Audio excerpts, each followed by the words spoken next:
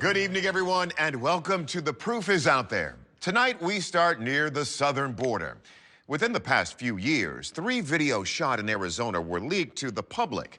They reignited the conversation about UAPs and border security. We've investigated 2 of these cases before. Here is the latest clip. April 14th, 2021, east of Tombstone, Arizona. It's shortly after 11 p.m., and an agent with the Department of Homeland Security is tracking an A-10 Warthog plane. He's operating a forward-looking infrared camera, or FLIR, mounted atop a truck. The A-10 appears silhouetted because with this camera, hot objects are black while cooler objects appear white. The leaker didn't elaborate on why this plane is flying over Arizona or why a DHS agent would be filming it. But it's in our hands because nobody expected what happened next. A spherical object appears to be chasing the fighter jet. Like the A-10, the object's heat signature is also black hot. But when the agent changes to a different setting, the UAP shows up like a bright orb trailing the A-10. At times, the light is traveling so fast, the FLIR operator has problems following it and keeping it in frame. This video remained secret until it was sent to UFO investigator Andy Marcion. When I saw this and I realized that this was real, I understood that, what I got my hands on was a big deal. For some, this Arizona sighting falls in line with much of what we've heard about UAPs from other government sources. At an April 2023 congressional hearing, Dr. Sean Kirkpatrick, the head of AARO, testified that 52% of all UAP cases it has investigated, the objects are spherical, most measure between 1 and 4 meters across. Orbs like this one, uncovered by investigative journalist Jeremy Corbell. This unidentified object was photographed over Mosul, Iraq in 2016. And usually, their method of propulsion is never immediately obvious. This sighting falls into all of the major categories. AARO is the All-Domain Anomaly Resolution Office, the Department of Defense's official agency for tracking unidentified aerial phenomena. And Title notes they've seen some similarities, more concerning than others. Kirkpatrick also presented a number of cases where spherical UFOs are seen trailing military planes. The video shows that the object is keeping up with the A-10 Warthog like it's nothing. This has led some people to wonder whether these spheres are actually aliens tracking our military technology. There are many reasons why extraterrestrials might be interested in our military: surveillance, curiosity. One former NASA astronaut has even claimed that aliens prevented a nuclear exchange during the peak of the Cold War. So were aliens really monitoring the A-10 Warthog, or was this something else flying in the plane's airspace?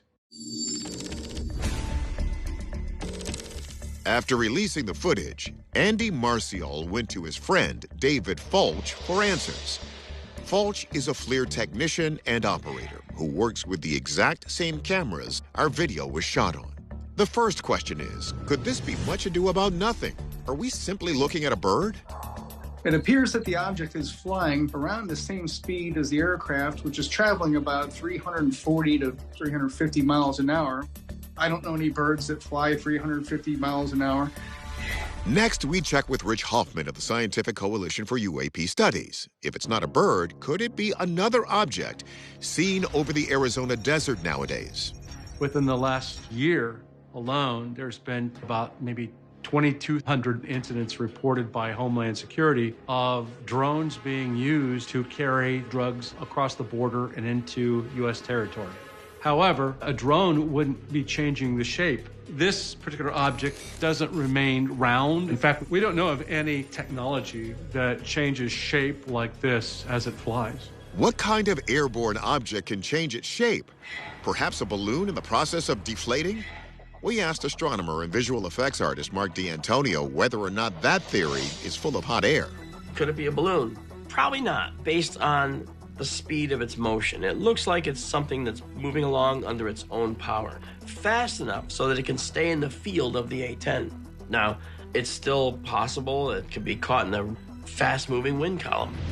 The winds and jet streams on average reach speeds of about 110 miles per hour. But if a balloon was caught in that stream, how could it keep up with the warthog, which typically flies at 350 miles per hour? So with no earthly explanation for this object, could we be looking at something truly extraterrestrial? It's changing its size. We don't know any craft or any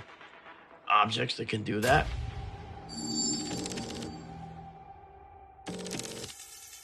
Our verdict? We're calling this one a genuine UFO. And it's worth noting, we see striking similarities here to other government-released videos, like the infamous USS Nimitz Tic Tac. But let's be cautious here. We're still uncertain this object is of alien origin. In any case, Andy, keep them coming. Now from the desert to the water. As we've noted before, Scotland's Nessie isn't the world's only legendary aquatic monster. People have spotted them right here in the U.S., and some videos are a cut above the rest. Check out this footage. It's January 3rd, 2023, in Morehead City, North Carolina. Captain Daniel Griffey and his girlfriend, Ashley Wright, are out in the port on his boat when they see something strange lurking in the waters. Daniel pulls out his phone and takes a video of a mysterious, possibly snake-like animal circling his boat. Here's the moment it briefly pops its head out of the water. Look at that. The couple is shocked by its sheer size. My boat's 22 foot long, and it had to be every bit of 25, 30 feet. It wasn't like something I had seen in the water before. We didn't have any idea what type of creature it was. The animal looks like a cross between an alligator, a manatee, and a dolphin. Yet compared to the length of Daniel's boat, it appears to be much bigger than any of those aquatic animals, though it's difficult to gauge the size with the shot zoomed in. Field researcher Ken Gerhardt knows the South is no stranger to mysterious water monsters. 200 miles up the coast from this location, we come to Chesapeake Bay, nestled between Maryland and Virginia, which is home to a monster known as Chessie. Chessie is typically described as a dark gray serpentine animal about 20 to 40 feet long with a football-shaped head. The most notable Chessie sighting on record occurred in 1982 when a man named Bob Frew videotaped a suspicious animal swimming near his dock on Kent Island, Maryland. He described it as being up to 40 feet long. He couldn't tell what it was for sure. Scientists from the Smithsonian Institute reviewed the footage and admitted that it appeared to show some type of animal that was real, that was animate, and that he was not familiar with. Another nearby legend is Georgia's Altamaha, believed to live in the coastal marshes around the mouth of the Altamaha River. This iconic sea monster with the flippers of a seal has in recent times been reported as being 30 feet long, just like the creature spotted in North Carolina. In 1830, the captain of the schooner Eagle claimed he saw Altamaha off the coast of Georgia. He described it as about 70 feet long with large protruding eyes, sharp teeth, with an alligator-shaped head to go along with its long tail. Could the creature in the video have migrated from Georgia to North Carolina's Crystal Coast? Let's see if our experts can reel in this maritime mystery. Let's do some process of elimination. First, could this be an alligator? Well, it's not moving like an alligator would. Alligators swim more at the top of the water. Their tail is propelling them forward, moving back and forth horizontally. Menka says that in contrast, this sea creature is propelling itself by moving its tail vertically. It's undulating through the water, so it's going to the surface and going up and down repeatedly. Another disqualifier? This doesn't look like alligator skin. Especially in this shot right here, when it's coming out of the water, the skin looks really smooth. I'm not seeing the bumpy scales that you would see on an alligator. Okay, then could it be a different reptile, like a giant sea snake? Sea snakes can get big, but not that big, and they're long and skinny. This animal is really thick. Even a thicker snake like anaconda or a python, I still don't think it would be as thick as this animal. Another obvious possibility often seen in the Outer Banks is the dolphin. But that's not a good fit either. The nose and face of this creature look too wide to be that of a porpoise or a dolphin, and we don't see that dorsal fin or the fin on the back that we would see for a dolphin or a porpoise. Though before we plunge into the theory that this is in fact a legendary sea monster, this creature does have one feature found on a dolphin or porpoise that might provide the definitive clue: a blowhole. Based on the timing and the anatomical features that I'm seeing, a defined backbone, a dynamic tail that is horizontally oriented, and what appears to be a blowhole, I think that this is actually the calf of a northern right whale. These animals actually do travel as far south as North Carolina to have their young during the winter months. So the time and the location matches up. But how do you explain its slithering body? A whale that slithers? This is actually pretty normal movement for a juvenile whale. They're pretty active and dynamic. But the other thing we might be seeing here is that because this animal is so weak, it's being pushed by the current and actually just trying to stay upright. Our verdict: this is a North Atlantic right whale calf. It is one of the world's most endangered large whale species, so Daniel and Ashley are very lucky they got a sneak peek. In Great Britain, a moor is an open, hilly area of rough grass, sometimes wet, sometimes dry, and fairly isolated. The Yorkshire Moors is where the classic novel Wuthering Heights is set. Well, according to one person, the moors should also be known for something else: alien encounters. It's December 1st, 1987. A story goes that a retired police officer named Philip Spencer was taking a routine morning walk across Ilkley Moor in West Yorkshire, England, when his life changed forever. Local resident and tour guide Tim Barber knows Spencer's tale and this mysterious landscape well. Ilkley Moor is this wild landscape full of heather and wild marsh grasses. So it's quite a desolate environment. And if I'm taking people up on the moors, the story of Philip Spencer always comes out. Barber says back in 1987, Spencer was walking along the moors with his camera when he saw something strange in the distance. And that's when he captured this. He started to come across a figure, which he just thought was another hiker. But as he got closer, the figure just seemed to be quite strange. It got an enlarged head, large, long arms, and by all accounts had a green tinge. This thing is pretty creepy looking. It doesn't look quite human. Obviously, it's kind of a mist-shrouded location, so we don't get a really clear visual. Years later, the photo showed up on the internet. By that time, it had been enhanced. 3 versions emerged in different color schemes. In the enhancements, you can see what looks to be a face with dark eyes. It has long arms and large hands. That helps make sense of the rest of Spencer's story. Shortly after this, the creature vanished, and he saw what looked to be a strange type of craft taking off in the distance and going up into the air. The next thing Spencer remembered was his watch was behind by an hour, and the magnetic compass that he had taken with him on the hike had reversed polarity. He surmised that in that lost amount of time, he'd been hit with an enormous amount of energy. In fact, he believed he'd been abducted. Aware his story was hard to believe, he created the pseudonym Philip Spencer to protect his identity. We don't know what his real name was, and can't even confirm he was an ex-policeman. But Ken Gerhardt says what is certain is the area's connection to UFOs. This sighting is just one of several in the area, which actually lies near an ancient Neolithic stone circle known as the 12 Apostles. And like many ancient monolithic sites in England, it's very mysterious. We're not really sure who made it. There are some who say that this ancient circle is actually evidence that aliens visited the moors a millennia ago, and that the visitations continue to this very day.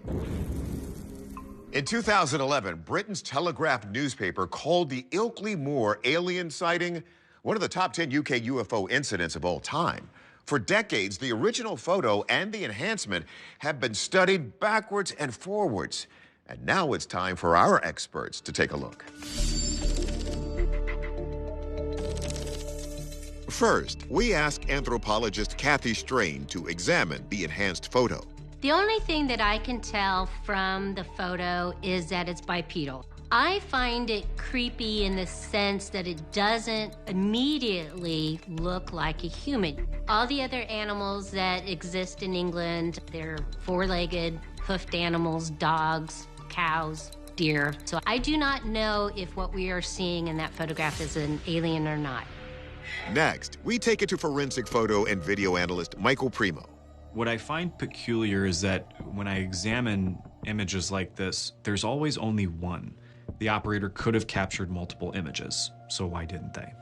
But it's the enhanced versions of the photograph that lead Primo to have grave doubts. What we're looking at here is 3 different iterations of this creature. And what's interesting is the shadowing on the creature's face and down onto its torso and through its neck region.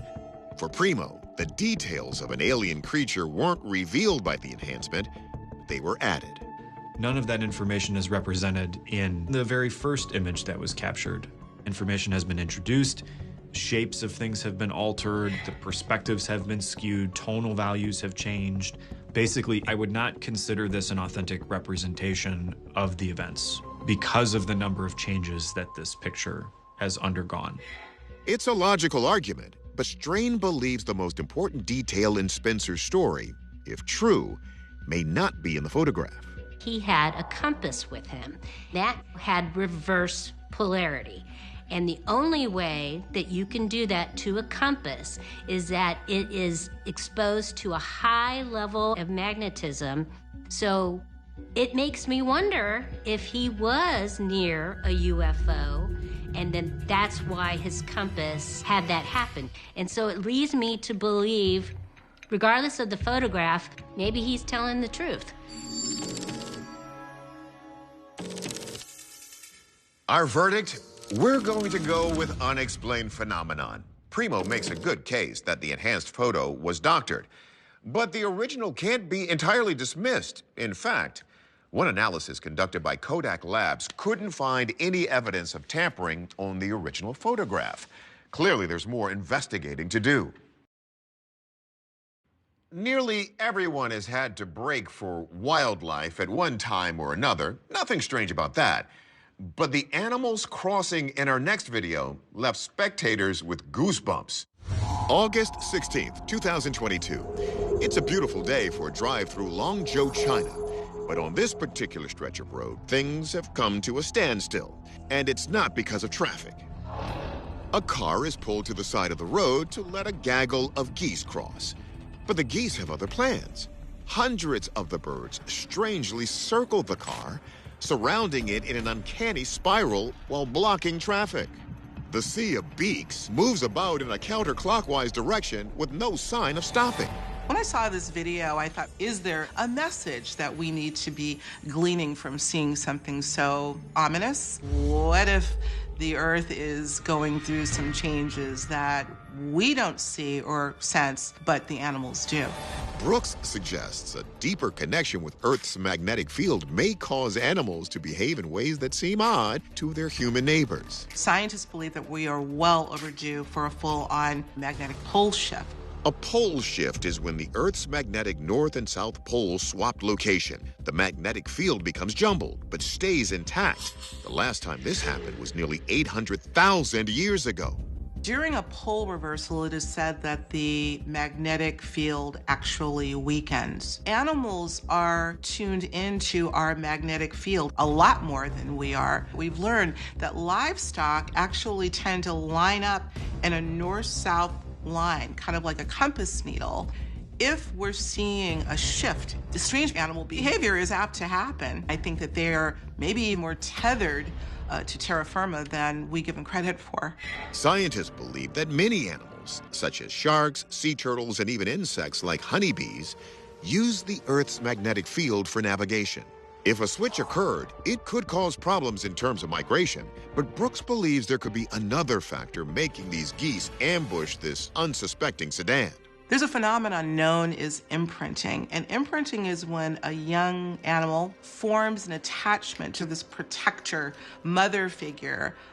when they're first born. As I looked at this, I thought to myself, are these geese imprinting on this car? In other words, the geese think the car is their mother. Turns out, animals have been imprinting on inanimate objects for centuries. In China, rice farmers have historically imprinted newly hatched ducklings to a special stick, which they then use to bring the ducks out to rice paddies to control the snail population. So with imprinting, they're sort of looking for this parental figure as a form of protection.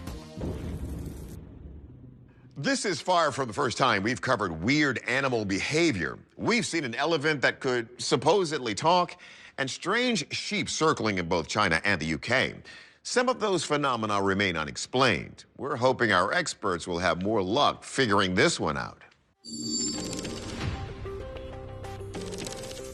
Wildlife biologist Stephanie Menke isn't so sure that these geese are imprinting this car as a potential mother figure. We have a lot of geese in this situation, and they would all have to be around this car as goslings. There's a critical window for imprintation after the young are hatched. So it is very unlikely that this many geese were in contact with this car and happened to come across it now crossing the road. And as far as magnetic fields are concerned, Menke points out that the poles have reversed before, with very little fallout from the animal community. We are overdue to have the poles flipped, but it doesn't seem to be a big concern. In history, there haven't been major changes when this has happened. Biologist Floyd Hayes says many people online were comparing this to a death spiral, an act commonly found in insects like ants, where part of a group loses their orientation and end up walking in circles until dead from exhaustion. I think this is quite different than the death spiral that we see in certain insects. Birds have larger brains than insects, and they're not dumb enough that they're going to walk in circles until they die. Ultimately, Hayes thinks we're simply seeing a flummoxed gaggle temporarily following its own tail. I think the geese just got a little bit confused. They were following the leader, and the leader was following others. Suspect a few minutes later, he stopped that behavior and walked off the side of the road. I think it was just a temporary phenomenon. Our verdict? This is a case of mass goose confusion.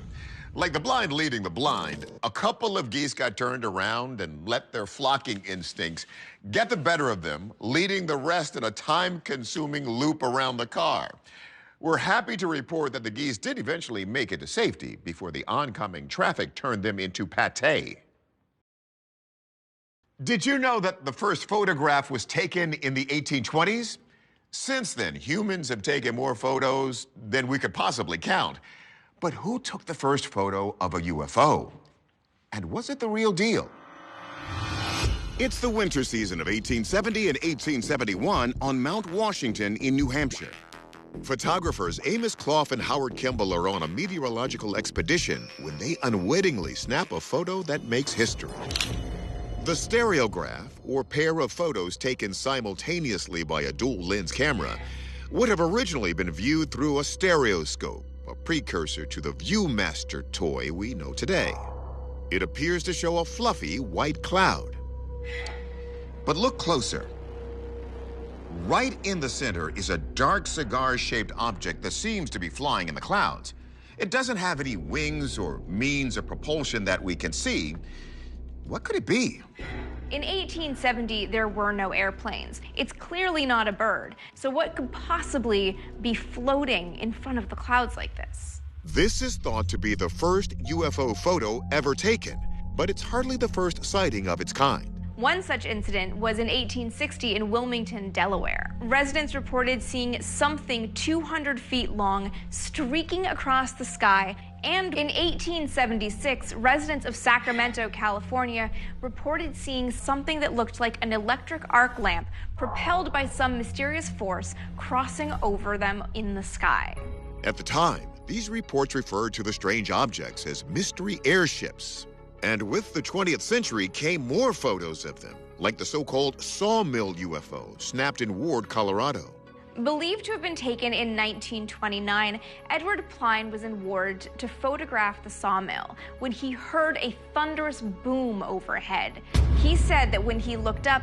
he saw what looked like a giant spherical boulder passing over him in the sky. That makes at least 2 antique UFO photos still drawing eyes today. The challenge with these vintage UFO photographs is that we don't have as much data about them as we do modern photographs. When we look at certain old UFO photographs, there really is a mystery as to what it could possibly be. In a criminal investigation, an open and unsolved case is generally considered cold after only 1 year. So have these UFO cases, frozen in time, gone too cold to solve? We ask our experts to turn up the heat. First, astrophotographer Andrew McCarthy considers if the Mount Washington UFO could be some kind of early aircraft. Today, we have aircraft flying over constantly and thousands of satellites in our night sky. Back in the 19th century, none of that was relevant. Now, there were hot air balloons. Still, this UFO's oblong profile clearly doesn't match that of a hot air balloon. That means an early aircraft explanation is out. But what about the sawmill photo? Now, one of the unique things about this photo is it doesn't actually have an eyewitness to go along with it, other than the photographer. The workers heard a noise and felt a shudder, but they didn't see this object. The photographer did allegedly see the object at the time he snapped the photo. But McCarthy questions that claim. He suspects there may be something else at play here. What I think we're looking at here is actually a drop of moisture getting sandwiched in between these negatives. There's old photos like this just filled with artifacts, and they probably all happened in the darkroom when the film negatives were being processed. But it's unlikely that a film artifact could explain away the Mount Washington UFO, since it appears in both of the images. But film producer Sam Sherman, who owns the physical stereograph, says it's that stereoscopic view that unlocks the whole story. Everybody on the internet who claims that this is an object flying over Mount Washington, it's because they're looking at one eye view of a stereo card. It looks like it could be flying over the snow-capped mountain. But then when you see it in stereo, with your two eyes seeing the 3D, you see it's embedded in the snow. Stereoscopy works just like our eyes, displaying a pair of two-dimensional images from slightly different angles that, when combined, create a single three-dimensional image. And since the background immediately surrounding the UFO doesn't shift from the left image to the right, that means this UFO isn't flying at all. When they list in their catalog what they've taken a photograph of, they call it frost architecture. In other words, a photo of a snowbank on the mountaintop that's feet rather than miles away, not an image of a faraway cloud in the sky. Hoffman says that when it came to photographing something as featureless as snow back in the day, a photographer would often add an object to indicate scale. So what's happened is that they probably have set their ruler over there on that frost architecture to give a perspective in terms of how big this thing is that they're looking at. Our verdict, the eyes have it. Once you understand stereoscopy, it is easy to identify this as a ruler in the snow. Of course, UFOs could have been visiting Earth back in the 19th century, but we can say for sure they didn't photobomb this shot. Trucking is a unique way to see the country. If you can put up with the long hours on the road and if you know your CB lingo. However, the trucker in our next story may have seen or heard more than he bargained for. Breaker 19, this is the good Reverend T. Boogie here. Anyone out there with your ears on? Roger, and copy that. March 23rd, 2023. After a long day of driving, Danny Ramirez is stopped at a truck stop near Beaver Marsh, Oregon, off Route 97. It's almost 11 p.m., but after recording these sounds, he wonders if he wouldn't have been better off if he had kept driving. Starting to regret that I stopped at this rest stop.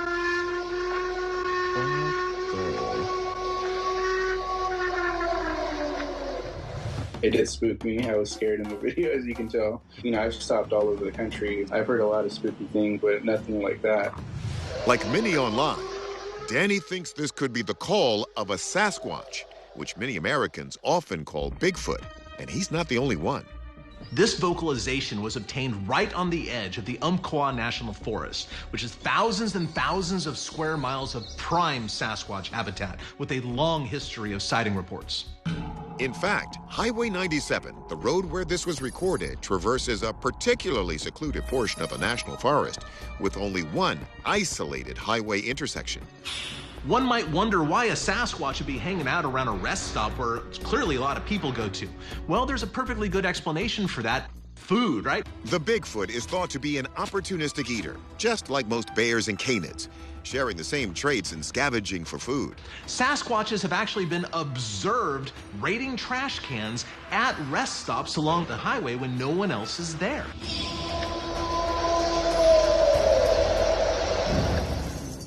Many researchers believe that if Bigfoot does exist, its diet might resemble that of wolves and coyotes.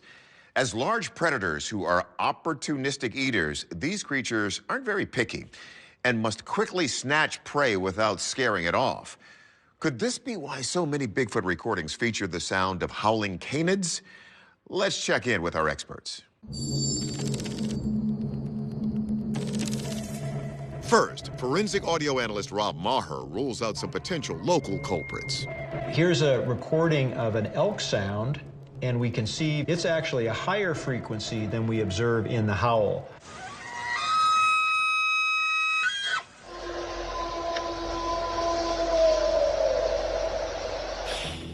A wolf sound has the duration similar to what was recorded in the truck stop recording.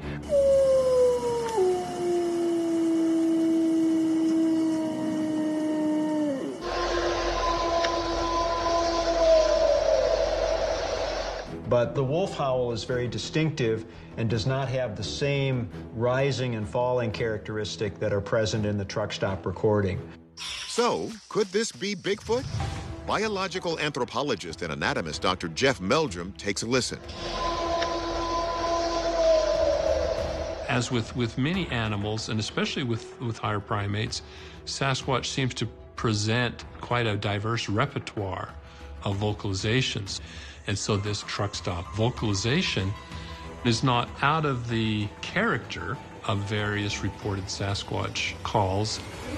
But not so fast. There are a couple segments early in the recording where there are these dark bands where the sound sort of disappears. That always raises some concern about the authenticity. So trying to understand this, we did a little bit of investigation and found on the internet a recording of various howl sounds, and in these time gaps and the sequence of these sounds matches Danny's recording virtually perfectly. Visually, you can see here that everything lines up. The evidence here would indicate to me that this recording was created by playing back a known recording in the truck stop, and this was a hoax.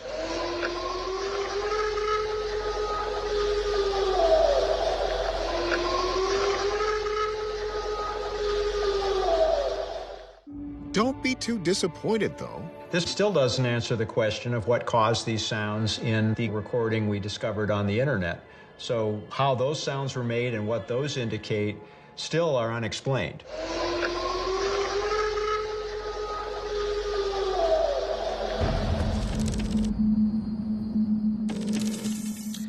And that's a copy, good buddy, and be safe out there, okay? So, we are calling this one a hoax. It's not the first time we've seen someone stealing an audio sample, and it surely won't be the last, but we still don't know what made the original sound.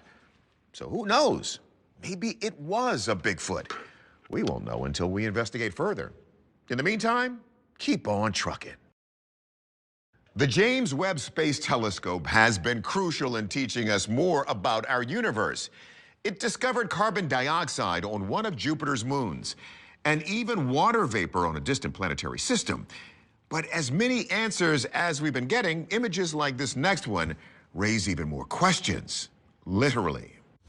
July 26, 2023, the European Space Agency releases a brilliant image from the James Webb Telescope of two young stars forming 1,470 light years away. Among the other cosmic swirls and sparkles in the picture are objects easily recognizable as galaxies and stars. And then there's one detail that shakes the world. Zooming in below the mass of forming stars, there's a tiny orange glow that is shaped like a question mark.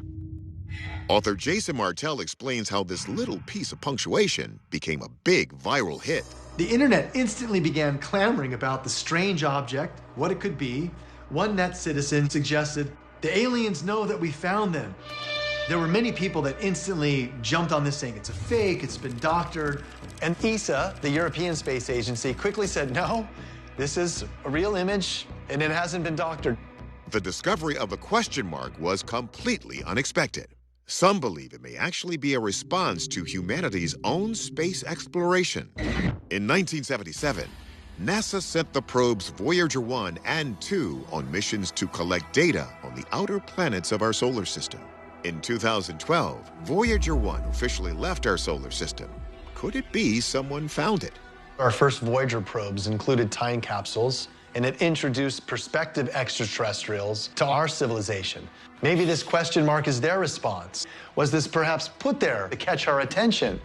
While others see the possibility, we're witnessing one of the most mysterious phenomena in the universe: black holes. Maybe it's literally pulling the swirl of that galaxy into what looks like now a question mark, being sucked into this supermassive black hole. This is something that's really unknown and deserves further investigation. According to the Center for Astrophysics, there could be as many as 100 million black holes in our Milky Way galaxy alone. Could that be what we have here? Or is there some sort of advanced intelligence involved? Our experts are ready with some answers. At the center of almost every galaxy that we've ever seen, we see a black hole. But this does not look like what a typical black hole is.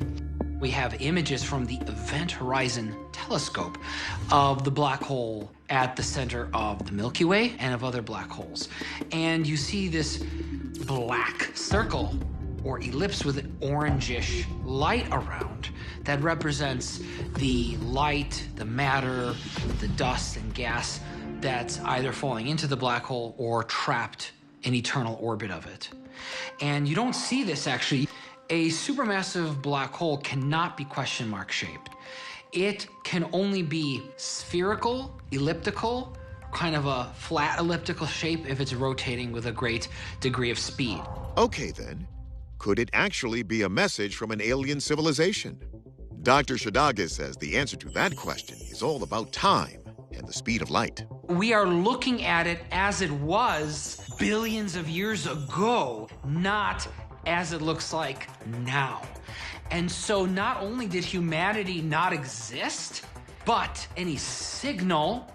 from Earth has not been able to reach these vast distances yet. But why does it look like a question mark? Professor Kaku says in order to solve the mystery, you need to think in 3 dimensions. One thing about a two-dimensional photograph is you don't know how distances are. If you could somehow leave the Earth and look at this from a different angle, perhaps the question mark would fall apart as a consequence. You would see distinct features unrelated to each other. As to what those features are, both Kaku and Shadaga agree. The question mark is probably the collision of 2 galaxies. And when you put them together from this angle, it looks like a question mark. The twisting top part would be the first galaxy, and that dot on the bottom, possibly the second. I'm frankly surprised we haven't found more question marks because the universe is very big. If we look hard enough, we are going to find every kind of punctuation mark. The night sky over the Nevada desert was a canvas of black velvet, pierced sporadically by the icy gleam of distant stars, their light seeming to tremble under the subtle distortion of the atmosphere, and Captain Marcus Holloway gripped the controls of his F-22 Raptor with a mixture of anticipation and unease, his eyes flicking between the radar screen, which hummed faintly with electromagnetic signals, and the expanse of darkness outside the cockpit canopy, knowing that what he had been briefed about in hushed tones at the Nevada Test and Training Range was no ordinary encounter. The intelligence reports had hinted at a series of unexplained aerial phenomena appearing at altitudes and velocities beyond known human technology, and tonight, his mission was to intercept and, if possible, visually confirm one of these anomalies. But even as he accelerated through the cool night air, the silence of the jet stealth systems seemed to amplify the eerie stillness, a quiet that weighed heavier than the physical strain of G-forces pressing against his body as he executed a tight bang to the northwest, scanning for the faintest flicker of movement, the radar occasionally pinging small blips that could have been birds, drones, or even atmospheric noise, yet something about the pattern, the abrupt shifts, the unexplainable accelerations, made his military hone instincts prick with warning, a premonition that the encounter would defy the standard engagement protocols he had practiced countless times in simulators and combat exercises. Below him, the desert stretched like an endless, darkened sea, the sparse terrain illuminated intermittently by the intermittent glow of moonlight bouncing off jagged rock formations, and for a moment, Marcus allowed himself to marvel at the paradoxical beauty of the landscape, a stark reminder of the fragility of human perception when faced with the immensity of the unknown. But that fleeting admiration was abruptly cut short as the radar emitted a sharp, unanticipated bleep directly ahead. Small yet distinct, moving at a speed and trajectory that no conventional aircraft in the U.S. arsenal could achieve, and as he tightened his grip on the throttle and adjusted his altitude, the object materialized in his forward viewfinder, a gleaming silhouette against the star-scattered sky, entirely smooth, disc-shaped yet elongated, devoid of any discernible propulsion system, and its movements were unnervingly deliberate, almost as if it was calculating the physics of the atmosphere in real time, sliding laterally without tilt, hovering, then surging forward with acceleration that made Marcus's stomach lurch, and though his training insisted on skepticism, a cold certainty gripped him. This was no ordinary craft, this was something else entirely, something that had eluded human comprehension until now. He radioed in a terse report to the operations center, the voice in his earpiece carrying a mixture of skepticism and tension. Control, visual contact, unidentified aerial vehicle, bearing 320, approximately 20,000 feet, movement pattern, unconventional, requesting instructions, and the reply came with the usual professional calm, layered with underlying disbelief. Copy that, Holloway. Maintain safe distance, record all telemetry, and proceed to intercept for visual confirmation, but do not engage unless ordered. All standard protocol applies. The words barely settled in his mind before the craft executed a sudden, near impossible 90-degree turn, accelerating beyond what the Raptor could sustain, yet somehow, Marcus kept pace, pushing the jet to its limits, the afterburners igniting with a roar that seemed disproportionate to the quiet, calculated grace of the UFO's maneuvers, each movement precise, as if guided by an intelligence far superior to human training, and as he closed the distance, he noticed subtle variations in its surface, shimmering like mercury in the starlight, reflections that suggested a material composition unknown to conventional metallurgy, and he instinctively toggled the targeting camera to high-resolution infrared, capturing every oscillation of the craft's outer shell, aware that these data could later defy all known scientific analysis, his mind racing through the implications of what he was witnessing, the convergence of physics, engineering, and the uncharted possibility of extraterrestrial design. Below, in the operations bunker, analysts hunched over banks of monitors, their eyes wide as radar plots danced with patterns inconsistent with any training exercises or test flights, the data streams from multiple sensors attempting to triangulate the object's velocity, yet calculations repeatedly failed to reconcile the speed and acceleration with atmospheric resistance and human-engineered propulsion. And as the minutes ticked by, tension mounted both in the sky and on the ground, an electric anticipation that was almost palpable, the air charged with the awareness that history was being recorded in real time, not in textbooks or military archives, but in the split-second decisions and observations of pilots and analysts who had been trained to encounter the improbable, yet not the impossible.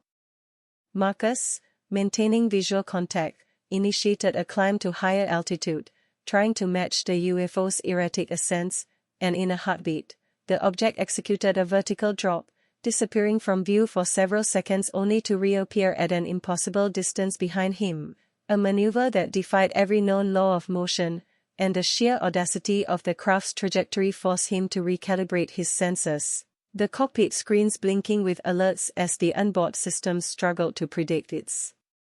next vector. Yet even as the warnings blared, a sense of professional awe tempered the fear, for the precision, the intelligence, and the undeniable presence of the unknown created a paradoxical respect, an acknowledgement that this was not a mindless machine but something that thought, reacted, and perhaps observed him in return.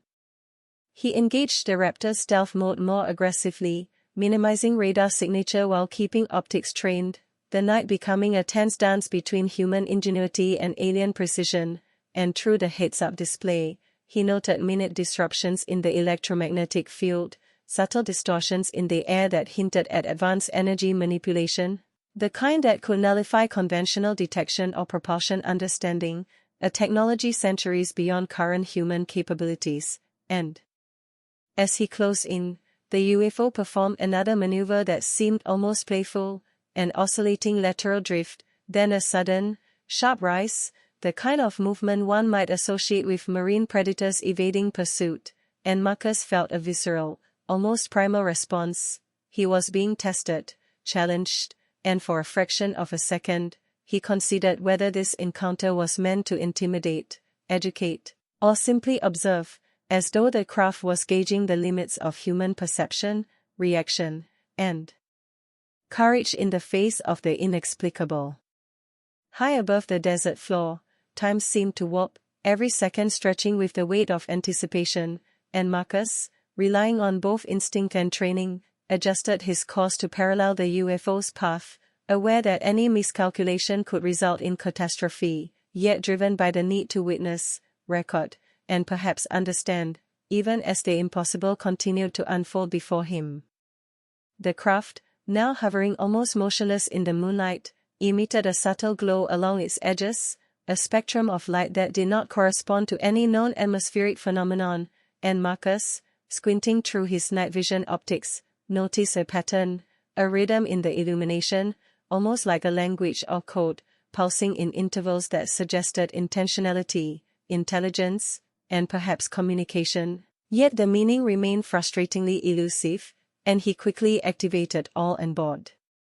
sensors, capturing electromagnetic readings, heat signatures, and optical data, knowing that these recordings would form the basis of scientific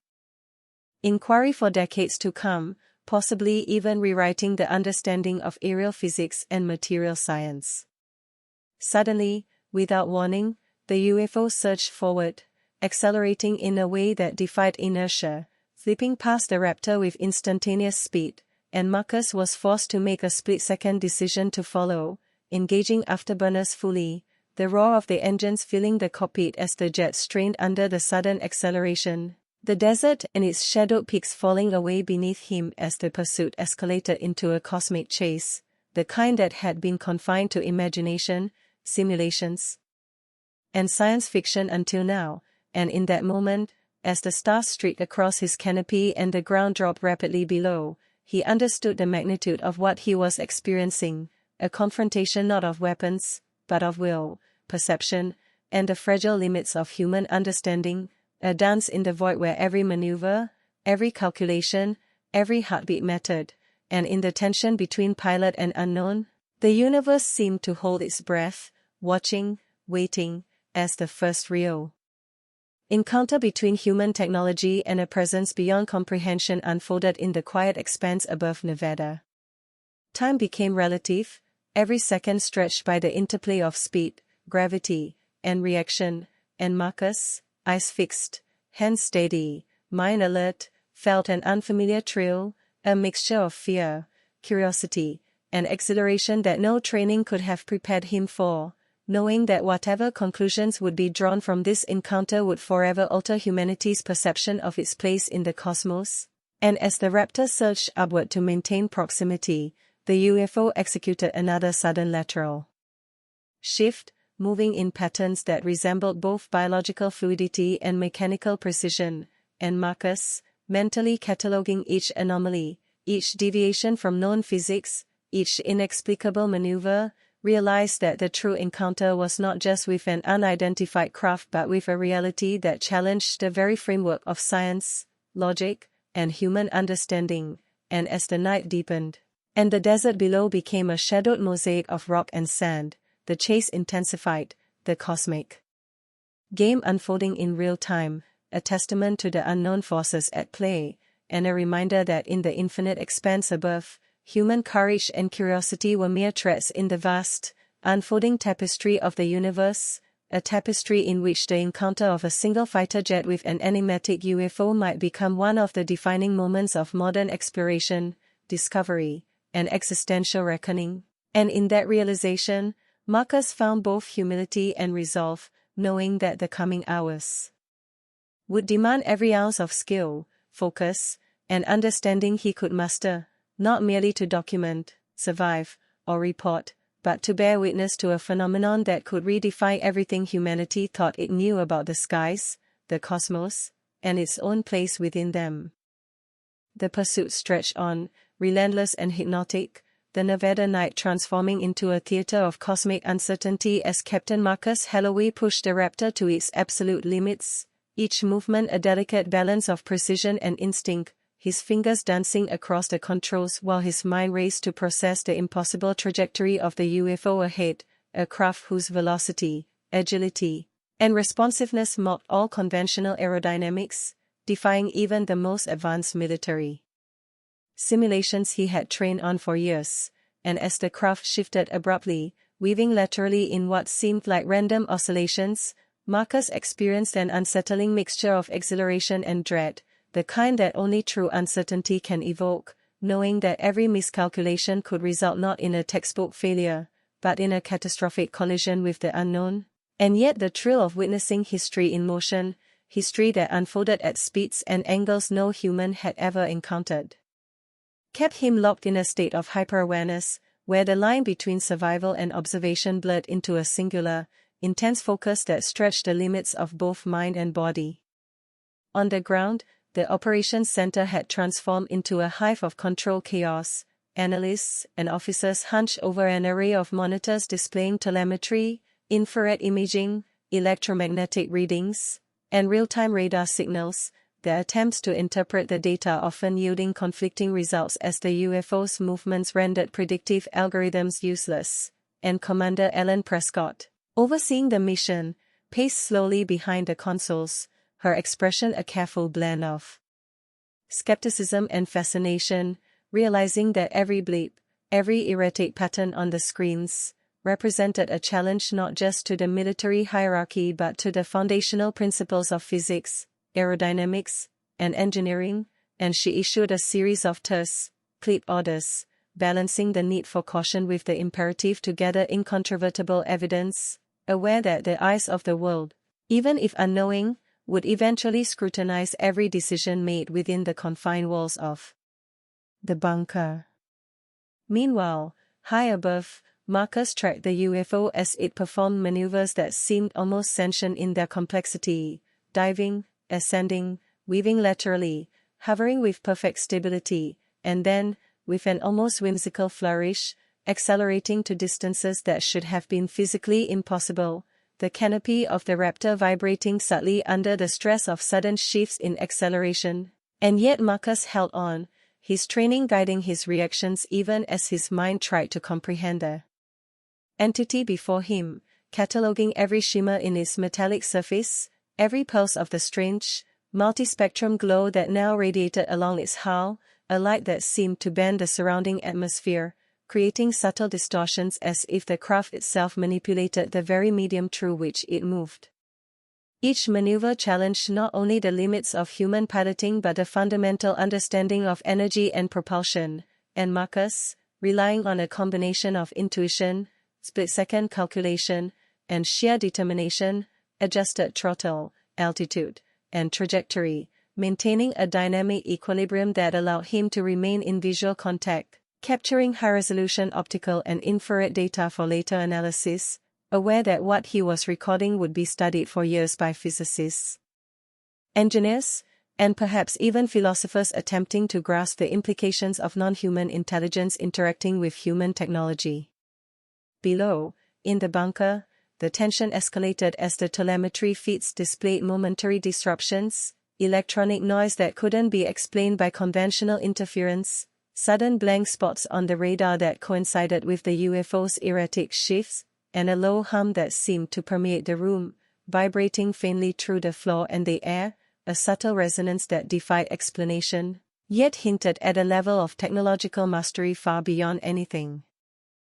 the military possessed, and Prescott, noticing the strain on her team, issued clear directives: maintain focus, log every data point, verify all sensor readings, and most importantly, prepare contingency plans for rapid extraction should the encounter escalate. Her voice calm yet imbued with an unspoken understanding that this was a mission that could redefine human understanding of the skies. As the chase continued, Marcus's mind oscillated between professional detachment and profound existential reflection, the UFO's deliberate maneuvers suggesting intelligence, strategy, and perhaps observation of him as much as he observed it, and he considered the possibility that this encounter was a test, a probe into human capability, courage, and perception, rather than an attack or invasion. Each acceleration, tilt, and hover a deliberate demonstration of what human technology could not achieve, and as the night deepened, the interplay of speed, light, and space created optical phenomena that danced across the cockpit, refracted in ways that defied conventional optics, creating ghostly afterimages, halos of distorted stars, and shimmering outlines that suggested not only technological sophistication but a manipulation of the very environment around the craft. Marcus activated the Raptor's advanced sensors, recording every electromagnetic fluctuation, optical anomaly, and minute variation in gravitational pull, aware that these readings would form the basis of the most challenging scientific inquiry of his career, and as he did so, the UFO executed a sudden, almost playful maneuver, dropping in altitude before surging upward in a vertical arc that blurred the horizon, disappearing momentarily behind the moon's edge only to reappear in a blink at an impossible distance to his right, an act that forced him to engage the afterburners fully, feeling the G-forces press him against the seat, the physical limits of his body stretching as the Raptor strained against the sudden demands of speed and agility, the roar of the engines a visceral reminder of the mechanical limitations juxtaposed against the alien efficiency of the craft ahead. With every blink of the eye, the UFO seemed to redefine the boundaries of what Marcus had believed possible, each movement a subtle communication of dominance, precision, and intelligence. And yet, within this challenge, there was a rhythm, a pattern that hinted at logic beyond human understanding, a cosmic choreography that required him to respond with both human skill and intuitive adaptation. His thoughts racing to integrate the impossible data, and as he maneuvered, he noted fleeting distortions in the night air, faint trails of ionized particles, subtle auroras around the craft, phenomena that suggested manipulation of the electromagnetic spectrum, the kind of technology theorists only dreamed of in speculative papers, and as he adjusted the flight controls, Marcus realized that his understanding of propulsion, energy distribution, and atmospheric interaction would be forever altered by what he was witnessing. Suddenly, the craft altered course, initiating a series of movements that resembled evasive patterns familiar to military pilots, yet executed at speeds and with precision impossible for any human-engineered aircraft, and Marcus, maintaining pursuit, experienced a cognitive dissonance between the training ingrained in him and the reality unfolding outside the canopy, his mind struggling to reconcile the impossible physics, the deliberate intelligence, and the sheer majesty of the encounter. Each moment requiring split-second decisions, precise reactions, and an awareness of the delicate balance between curiosity and caution, the latter especially necessary given the stakes of engaging a phenomenon entirely unknown. Meanwhile, ground analysts tracked the readings with increasing urgency, noting the craft's apparent ability to evade standard radar triangulation, its electromagnetic signature fluctuating unpredictably, and subtle distortions appearing in satellite feeds as well, all pointing to a technology that could manipulate perception and detection, and Commander Prescott, recognizing the historical significance, carefully coordinated with higher command, ensuring that all data was meticulously logged, that no detail, no matter how minor, was lost to oversight, while also maintaining the operational safety of Marcus and any other assets in the vicinity. Aware that a single misstep could compromise not only the mission but national security, and that the world might never forgive a lapse in protocol given the potential for evidence of extraterrestrial intelligence. Back in the sky, Marcus noted minute changes in the craft's glow, the multispectrum light now pulsing rhythmically, an almost hypnotic cadence that suggested a form of nonverbal communication, possibly directed at him, and though he could not interpret its meaning, he understood the implications. This was contact, an interaction between human and non-human intelligence, a silent dialogue conducted at the extremes of perception and technology, and as the chase continued, the UFO initiated a complex series of maneuvers, a vertical ascent followed by a lateral spiral, then a sudden dive toward the desert floor, that tested not only the limits of the Raptor's performance but Marcus's skill, reflexes, and comprehension, and as he responded with matching precision, he felt the profound weight of being a witness, a participant in an event that could redefine human understanding of the cosmos, intelligence, and the fragile boundaries between known and unknown, a dance of motion, light, and perception that would be remembered, analyzed, and debated for generations to come. The Nevada night stretched endlessly beneath Captain Marcus Holloway's Raptor as the chase escalated into a ballet of speed, precision, and tension that pushed both man and machine to their absolute limits. The UFO ahead moving with a fluidity that seemed alive, almost sentient, every motion deliberate, yet defying every known law of physics, and Marcus, eyes locked on the craft, felt a mix of exhilaration and dread that coursed through his veins like electricity, the roar of the afterburners a constant reminder of the fragile machinery beneath him, a stark contrast to the near-perfect, ethereal movement of the alien craft, whose metallic surface shimmered with an ever-shifting, multispectrum glow that distorted the starlight around it, casting fleeting shadows and reflections inside the cockpit, creating a hallucinatory effect that made it hard to tell where reality ended and perception began. And yet Marcus knew he had to remain focused, every instinct screaming that one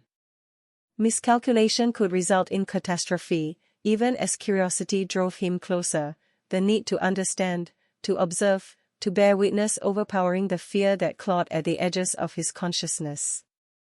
Below him, the desert was a shadowed expanse, the moonlight casting jagged silhouettes of mountains and mesas that blurred as the Raptor surged forward in pursuit, each acceleration testing the limits of human physiology, G-forces pressing him into his seat with relentless intensity, yet he remained aware, eyes darting between the canopy, the hut, and the radar screens, scanning for even the smallest anomaly that could provide a clue to the UFO's capabilities, its propulsion, or its origin, and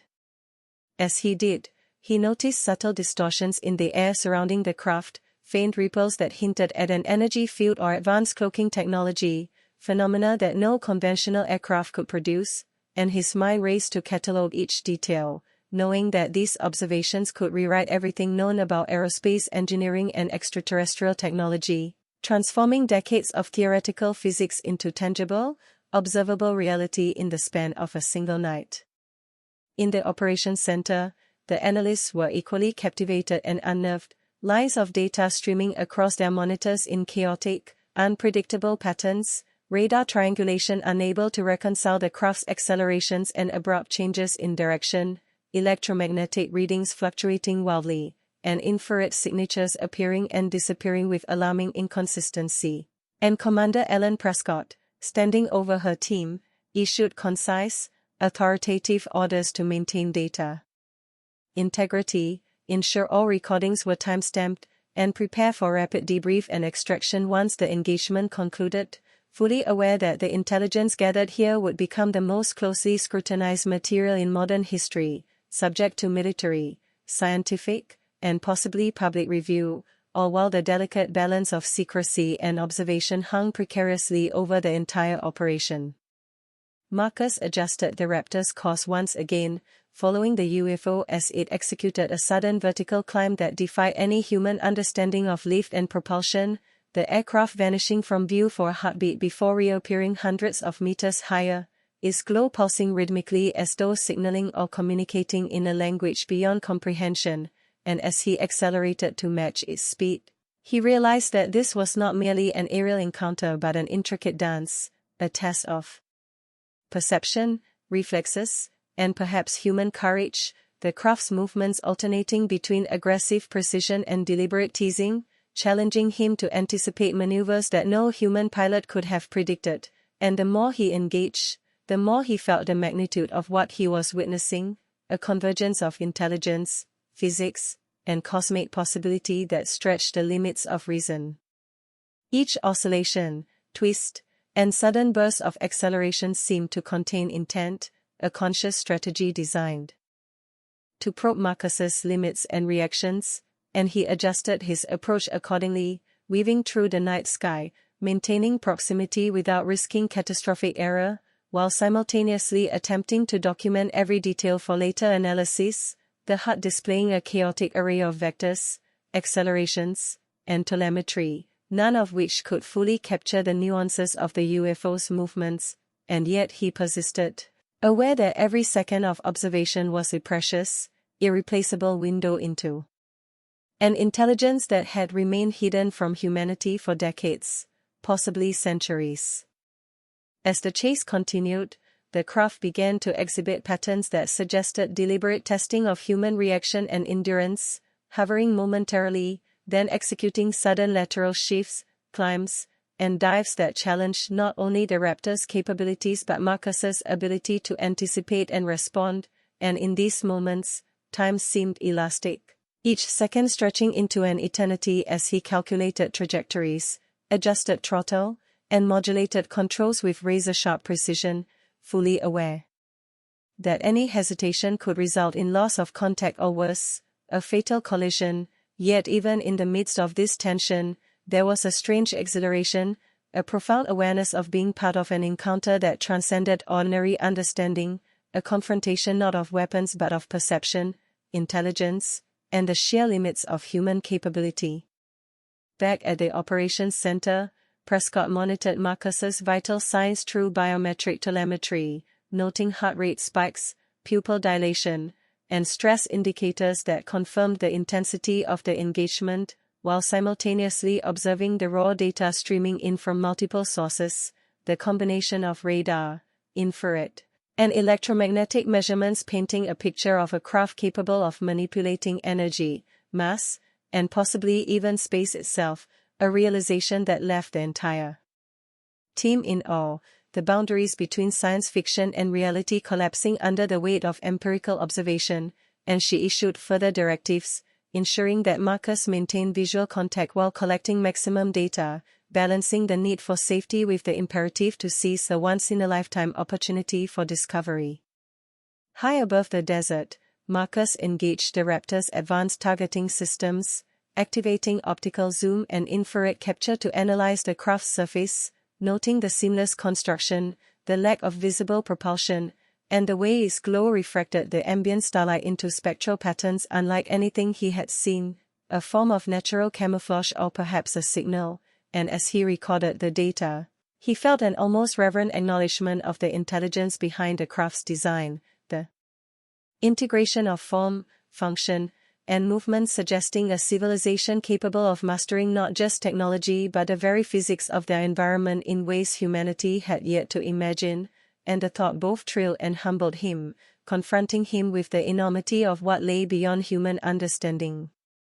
Suddenly, the craft executed a maneuver that forced Marcus to climb sharply, the G-forces pressing him back into his seat with alarming intensity, and as he stabilized the aircraft, He noticed subtle distortions in the surrounding atmosphere, faint auroras, and ripples that suggested manipulation of electromagnetic fields, the kind of advanced energy manipulation theorists only dreamed of, and yet here it was, a tangible, observable reality unfolding before his eyes, forcing him to reconcile decades of scientific understanding with empirical evidence that defy every known law, the exhilaration of discovery mingling with the fear of confronting an intelligence far superior to his own. Each maneuver of the UFO seemed to carry a message, a test, a pattern designed to push Marcus and the Raptor to the limits of performance and perception, and as he responded, the ballet of chase continued, an intricate interplay of speed, light, and cognition, every movement catalogued, every deviation noted, as he sought to understand not only the craft but the intelligence guiding it, aware that the implications of this encounter stretched far beyond a single night, a single mission, or a single pilot, potentially reshaping human understanding of the cosmos, extraterrestrial life, and the limits of technology. As the pursuit continued across the desert sky, the craft's glow intensified, pulsating rhythmically, casting spectral colors across the cockpit canopy, and Marcus, entranced yet focused, realized that the encounter was evolving into a silent dialogue, the craft responding to his maneuvers, testing his reactions, and challenging his understanding, each movement a deliberate communication, a probe into human skill and perception, and as the minutes stretched into what felt like hours, he became increasingly aware that he was witnessing not just an encounter but a historical event, a moment in which humanity's comprehension of the universe and its occupants could shift irrevocably, a collision of intelligence, technology, and courage that would be analyzed, debated, and studied for generations to come, and as he adjusted his course to maintain proximity, the Raptor's systems strained under the effort. Yet he remained resolute, driven by a combination of duty, curiosity, and the primal urge to bear witness to the extraordinary, a cosmic chase that would define his life and perhaps the future of human understanding. The Nevada desert sprawled beneath Captain Marcus Holloway like an endless void of shadow and moonlight, a silent witness to the extraordinary events unfolding high above its jagged terrain, and the UFO's maneuvers had grown even more complex, seemingly conscious of the Raptor's every response, each movement precise, deliberate, and calculated to probe the limits of human reaction, and Marcus, gripping the controls with white-knuckle intensity, felt the strain of both body and mind as he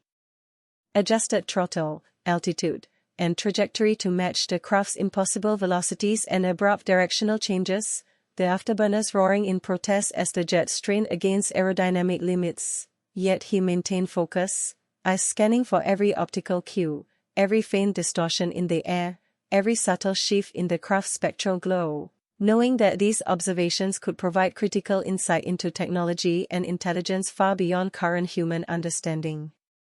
The heads-up display flickered with a torrent of data, radar blips, infrared readings, electromagnetic fluctuations, all displaying anomalies that defied interpretation, and Marcus's mind raced to reconcile them with his training, his knowledge of physics, and the instinctive understanding that only years of high-stakes flight could instill, while the UFO moved with an elegance that mocked conventional mechanics, ascending vertically without lift, hovering with absolute stability, and then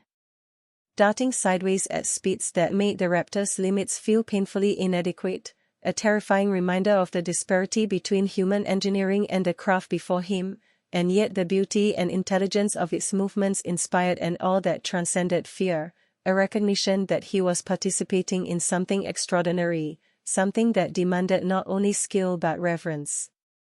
In the operations center, Commander Ellen Prescott and her team monitored the engagement with an intensity that bordered on obsession, radar feeds and optical recordings displayed across monitors, each bleed analyzed in real time, every fluctuation noted, every anomaly logged, as analysts struggled to apply conventional principles to movements and signatures that clearly violated known laws of aerodynamics and energy, and Prescott, aware of the stakes, issued meticulous instructions to maintain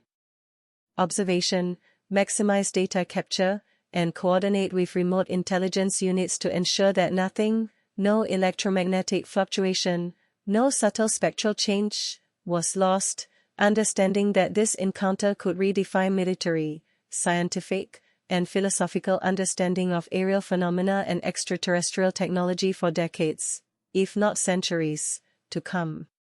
As Marcus pursued the craft across the starlit expanse, he noticed subtle oscillations in its glow, rhythmic pulses that suggested intentionality, patterns almost like a language, yet entirely alien, incomprehensible to human cognition, and as he adjusted sensors to capture the wavelengths and modulations, he realized that this was not a mindless machine, but an intelligence actively engaging with him, testing the boundaries of human perception, challenging assumptions about technology, physics, and the very nature of existence beyond Earth, and the implications of such a revelation sent a shiver down his spine, the weight of responsibility pressing on him as both witness and participant in what could become the most significant event in human history.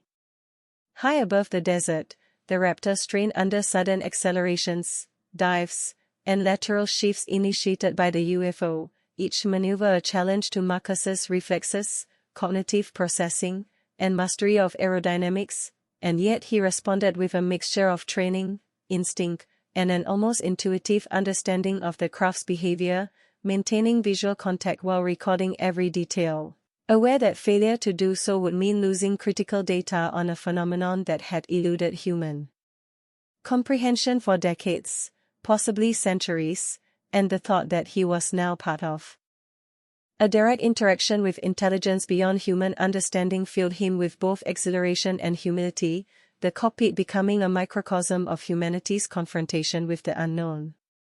The craft, sensing pursuit, executed a series of movements that blurred the line between biological and mechanical motion, darting, hovering, and spiraling with an elegance that seemed almost playful, as though it was testing Marcus's skill and resolve, each maneuver more impossible than the last, accelerating to velocities that defied inertia, changing direction instantaneously, and yet maintaining perfect control, a demonstration of technological mastery and cognitive precision that left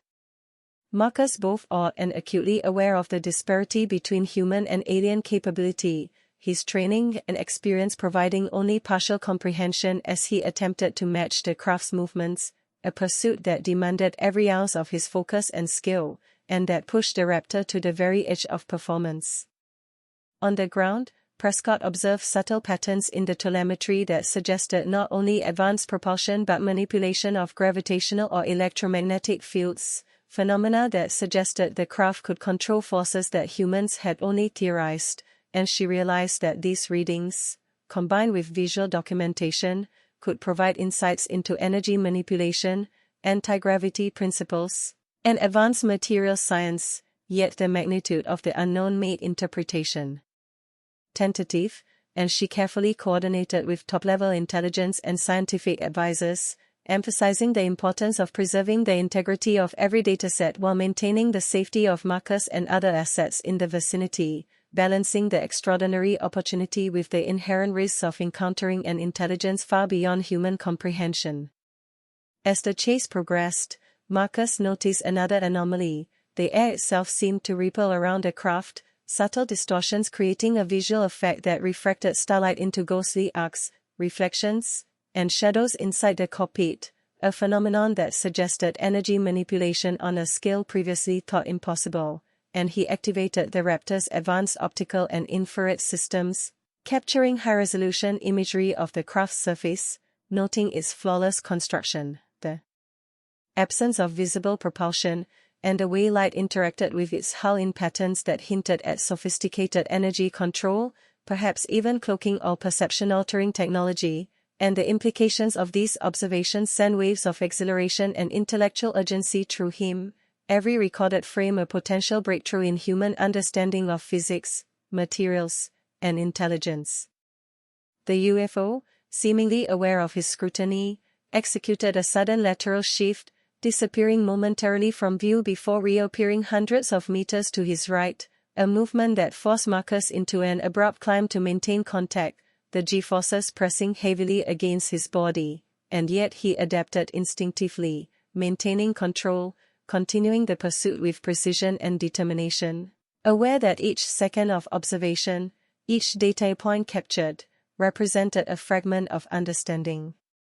that could illuminate the unknown, and that this encounter could redefine humanity's place in the universe, the nature of intelligent life, and the limits of technological achievement. Within the operations center, the tension among analysts was palpable as radar plots, infrared feeds, and electromagnetic data refused to reconcile with known principles, the craft's behavior a puzzle that challenged conventional understanding of motion, energy, and spatial interaction, and Prescott, aware that they were observing history, coordinated meticulous logging, cross-referencing, and analysis, while ensuring that all communications remained secure and that Marcus received support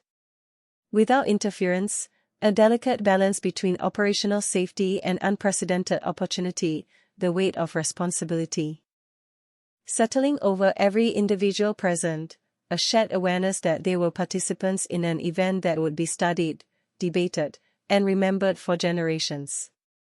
As the night wore on, Marcus found himself immersed in a rhythm of anticipation and reaction, each maneuver of the UFO a test, a question, a probe into his skill and perception, and though the craft's intent remained inscrutable, the encounter felt almost communicative, a silent dialogue conducted at the extremes of speed, energy, and cognition, a conversation not of words but of movement, reaction, and observation, and the realization that he was engaged with an intelligence capable of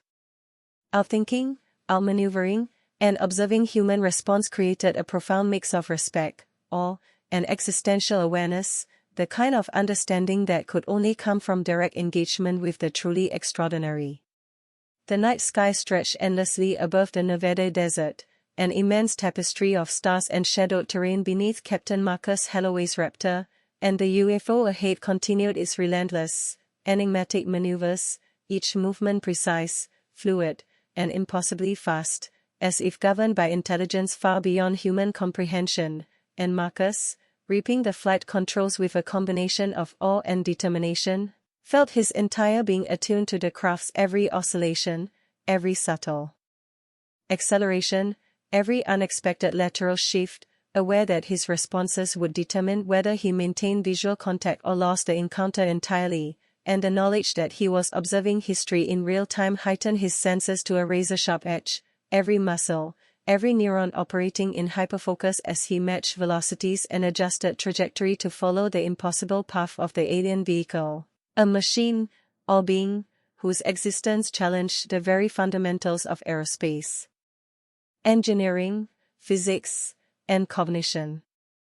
The Raptor strained under abrupt changes in speed and direction, the afterburners screaming as they pushed the jet to its mechanical limits, yet Marcus adapted instinctively, relying on years of training, instinctive reflexes, and a growing understanding of the UFO's behavioral patterns, noting subtle clues in its movement that suggested deliberate testing, a silent examination of his capabilities, and perhaps, he realized with a shiver, a probing of humanity itself, as the craft hovered deep, spiraled, and accelerated in ways that seemed both playful and calculated, almost as if it were evaluating not only the aircraft but the pilot behind the controls, observing every microreaction, every adjustment, every decision made in response to its impossible maneuvers. Down in the operations center, Commander Alan Prescott watched as telemetry feeds, radar images, and infrared streams presented a data puzzle that seemed to defy logic, accelerations that exceeded known aircraft tolerances, sudden directional changes that violated human understanding of inertia, and electromagnetic anomalies that suggested energy manipulation beyond any terrestrial technology. And she realized the encounter was testing not only the limits of Marcus's piloting skill but the very fabric of human scientific understanding, and she coordinated teams of analysts, physicists, and engineers to log, cross-check, and interpret every piece of information, knowing that even the smallest anomaly could hold critical insight into the technology, intelligence, or origin of the craft, while also ensuring that Marcus remained supported and unencumbered by procedural bureaucracy. A delicate balance between oversight and operational freedom in a situation that had no precedent. As Marcus climbed to higher altitude to maintain proximity with the UFO, he noticed subtle ripples in the atmosphere surrounding the craft, faint distortions that bent starlight into ghostly arcs, shimmering lines, and fleeting shadows across the canopy, phenomena that suggested manipulation of gravitational or electromagnetic fields, advanced cloaking mechanisms, or energy signatures beyond human comprehension, and he activated every onboard sensor to capture high-resolution imagery, spectral readings, and infrared mapping, aware that these observations could represent breakthroughs in energy science, materials engineering, or even fundamental physics. Each captured frame a piece of evidence that could rewrite the boundaries of what humanity thought possible, while simultaneously deepening the mystery of the intelligence controlling such advanced technology. The UFO executed a sudden vertical ascent, vanishing momentarily into the night sky before reappearing at an impossible distance laterally, forcing Marcus into abrupt, high-G maneuvers that tested the physical limits of his body, yet he maintained control, instinct, and training, allowing him to adapt to the disorienting changes in speed and direction, his heart pounding, adrenaline surging, each second stretching into an eternity as he tracked the alien craft, fully aware that failure to anticipate even a fraction of its motion could mean loss of contact, or worse, catastrophic collision, and the knowledge that he was engaged in a direct, unprecedented encounter with an intelligence beyond human comprehension amplified both the urgency and exhilaration of the pursuit. A dance in the night sky that transcended conventional combat or surveillance scenarios, a confrontation that was cerebral as much as it was physical. On the ground, Prescott and her team noticed emergent patterns in the craft's light emissions, rhythmic pulses and spectral shifts that suggested intentionality, possibly communication, a coded language or signaling mechanism beyond human understanding, and they worked feverishly to record, interpret, and cross-reference these phenomena against known optical, electromagnetic, and energy principles, aware that any misinterpretation could result in lost insight, while simultaneously monitoring Marcus's vital signs to ensure his endurance against the extreme demands of prolonged high-G flight, the balance between observation and safety a delicate, high-stakes calculus, a testament to both the intensity of the mission and the unprecedented nature of the encounter.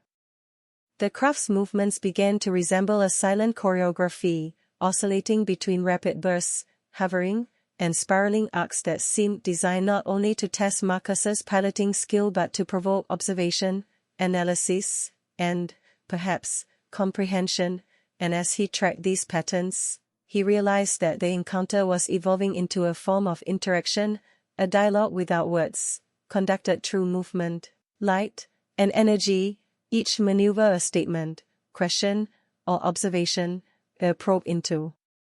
the limits of human perception, reflexes, and understanding, and the awareness that he was part of this cosmic communication sent a mixture of fear, awe, and exhilaration coursing through him, heightening his focus while deepening the existential weight of the encounter.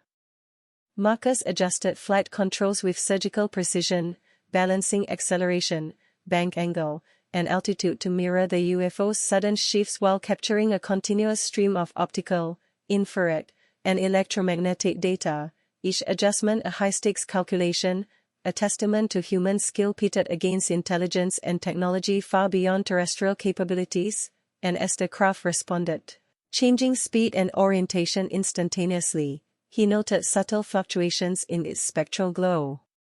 Slight pulsations that hinted at intentionality, patterns that suggested both cognition and awareness, and intelligence capable of observing, reacting, and possibly communicating with him in a language of motion and energy, the implications of which reverberated through his mind even as he maintained focus on the immediate task of pursuit and data collection. The desert below became a blur of shadow and moonlight as the Raptor accelerated, responding to the craft's sudden lateral and vertical shifts, each movement a test of endurance, skill, and composure, and Marcus experienced a profound awareness of the stakes involved, not only his personal safety but the potential historical significance of the encounter, a direct observation of intelligence beyond Earth, A technology that defied all known laws, and a challenge to humanity's understanding of the cosmos, intelligence, and the limits of technology, each moment a fragment of a larger revelation whose full implications could only be comprehended in retrospect, once the data were analyzed, debated, and contextualized within the broader understanding of science and human knowledge. As the UFO ascended and descended with impossible precision, manipulating light, energy, and space around it, Marcus realized that the encounter was not simply an observation but an active engagement, a dialogue in which he was both participant and observer, challenged to maintain skill, focus, and composure in the face of intelligence and technology beyond human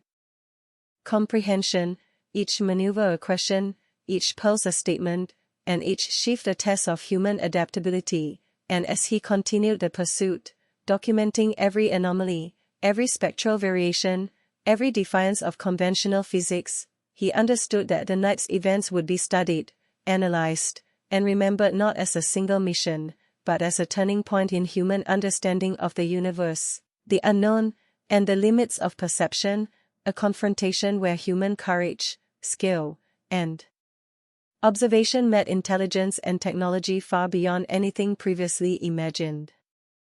The Nevada night had become a theater of extremes, the darkness below punctuated only by moonlight glinting off jagged rock formations, and high above, Captain Marcus Holloway's Raptor engaged in a relentless pursuit of the UFO whose maneuvers had grown increasingly complex, precise, and impossibly fast, each movement a defiance of physics and human expectation, as if the craft were alive, aware of every response, and capable of anticipating even the most calculated pilot reaction. And Marcus,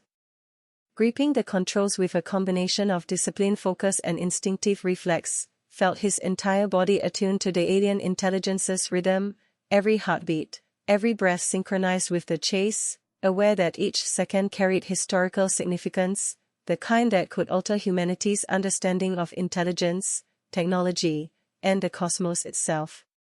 The afterburner screamed as he pushed the Raptor to its physical and mechanical limits, accelerating, banking, climbing, and diving in response to the craft's sudden lateral shifts, abrupt ascents, and instantaneous changes in velocity. Yet Marcus maintained a level of control that bordered on instinctive, processing every piece of visual and instrument data with the precision of a man trained for life-or-death aerial engagements, while simultaneously documenting phenomena that challenged every known principle of aerodynamics, energy manipulation, and propulsion, the glowing UFO ahead moving with a grace and intelligence that made the Raptor's high-tech systems seem almost primitive in comparison. In the operations center, Commander Alan Prescott monitored multiple data streams with intense focus, radar feeds, infrared imaging, and electromagnetic sensors, all displaying readings that were inconsistent, contradictory, and extraordinary, patterns of acceleration, hover, and lateral movement that human technology could not replicate, and she issued precise instructions to her team, ensuring maximum capture of telemetry while coordinating contingency procedures in the event of equipment failure or pilot distress, aware that every observation was critical, every anomaly a potential insight into technology or intelligence that could redefine physics, engineering, and perhaps even humanity's place in the universe. As Marcus adjusted flight controls, he noticed subtle distortions in the surrounding atmosphere, faint ripples in the air that bent starlight and created ghostly optical illusions across the cockpit canopy, phenomena that suggested manipulation of electromagnetic fields or energy distribution beyond human capability, and he activated all optical, infrared, and spectral sensors to capture the nuances of these distortions, aware that each frame of data represented potential breakthroughs in understanding alien technology, advanced propulsion, and non-human intelligence. Yet the very act of observation demanded rapid, precise reactions as the craft continued to execute maneuvers that were both elegant and impossible, a silent dance between human skill and extraterrestrial mastery that tested both cognition and reflexes simultaneously. The UFO, sensing pursuit, suddenly performed a vertical climb, vanishing from view for a moment before reappearing hundreds of meters away, forcing Marcus into an extreme, high-G maneuver that pressed him against the cockpit seat, the roar of the engines mingling with the adrenaline surging through his veins. And yet, despite the physical strain, he maintained composure, adjusting trajectory and throttle with precision to regain visual contact, fully aware that each second of observation, each data point captured, could prove invaluable in understanding the craft's propulsion, intelligence, or purpose, and that a single error could result in loss of contact or catastrophic consequences, the stakes of this encounter unmatched in any prior training or combat scenario. Meanwhile, in the operations center, the data analysis intensified as every radar anomaly, electromagnetic spike, and spectral variation was scrutinized. Cross-reference with satellite feeds, historical reports of unidentified aerial phenomena, and theoretical models of advanced energy manipulation, and Prescott recognized that the intelligence guiding the craft was far beyond terrestrial capability, perhaps even conscious in a way that challenged human understanding. An awareness that elevated the encounter from a high-stakes pursuit to a historic interaction with a form of intelligence that could observe, anticipate, and respond to human decisions, raising profound questions about communication, intention, and the nature of extraterrestrial cognition. High above the desert, the UFO's glow pulsed with an almost hypnotic rhythm, spectral colors shifting in waves that suggested communication, signaling, or intentional display of energy, and Marcus, recognizing a potential pattern, adjusted sensors to record wavelengths, amplitude, and frequency, capturing data that could reveal insights into alien technology or even a form of nonverbal language, all while maintaining pursuit through extreme maneuvers that required split-second calculations. Impeccable timing, and a balance of skill and intuition that stretched the limits of human capability, and the more he engaged, the more the encounter revealed its complexity, a silent dialogue conducted in movement, energy, and light that challenged human understanding of perception, cognition, and the boundaries of possible interaction. The desert below became a shifting mosaic of shadow and moonlit terrain as Marcus executed tight climbs, sudden dives, and lateral shifts to mirror the craft's unpredictable trajectory, each movement testing not only the mechanical limits of the Raptor but the resilience, reflexes, and cognitive endurance of its pilot, and he felt a profound awareness of his role, not merely as an observer, but as a participant in a historic event, a human interface with an intelligence and technology far beyond terrestrial understanding, each second of pursuit a test, a measurement, and a record of capabilities, limitations, and possibilities that could inform the future of science, defense, and philosophy. Suddenly, the craft performed a maneuver that seemed almost playful, spiraling upward, then darting sideways at unimaginable speed, hovering briefly before descending in a controlled glide that defied every known principle of motion, and Marcus, anticipating the movement, adjusted the Raptor with split-second precision, capturing high-resolution optical and infrared data, measuring electromagnetic fluctuations, and observing the subtle distortions in the air that suggested manipulation of energy fields, all while processing the implications of encountering intelligence capable of not only operating beyond human technology but interacting with human pilots in a form of dynamic, kinetic communication, a silent probing of skill, reaction, and perception that was both thrilling and humbling. In the operations center, analysts noted the emergence of patterns in the craft's spectral pulses and movement, oscillations that suggested cognitive intent, deliberate signaling, and possibly even a form of engagement, and intelligence evaluating the capabilities and decisions of a human pilot in real time, and Prescott coordinated efforts to ensure maximum capture, cross-verification, and redundancy in data collection, fully aware that the material being recorded could revolutionize scientific understanding, redefine aerospace engineering, and challenge philosophical perspectives on intelligence, observation, and interaction, all while maintaining operational safety for Marcus, the single human interface in a historic encounter that transcended conventional comprehension. As the night wore on, Marcus felt a profound mixture of fear, exhilaration, and reverent awe, each maneuver of the craft, each pulse of light, each subtle distortion of the atmosphere, an articulation of intelligence and capability far beyond his own, challenging assumptions, demanding skill, and provoking reflection on humanity's limitations and potential, a cosmic dialogue in motion, perception, and energy, a pursuit that would define not only his life but potentially the trajectory of human understanding for generations. And as the raptor climbed, banked, and accelerated to maintain visual contact, Marcus realized with a mixture of humility and resolve that he was witnessing the extraordinary, a direct interface with an intelligence and technology that humanity had only dreamed of, a moment that would echo through science, history, and consciousness. As he continued to engage, observe, and endure the breathtaking, terrifying, and awe-inspiring dance above the desert night.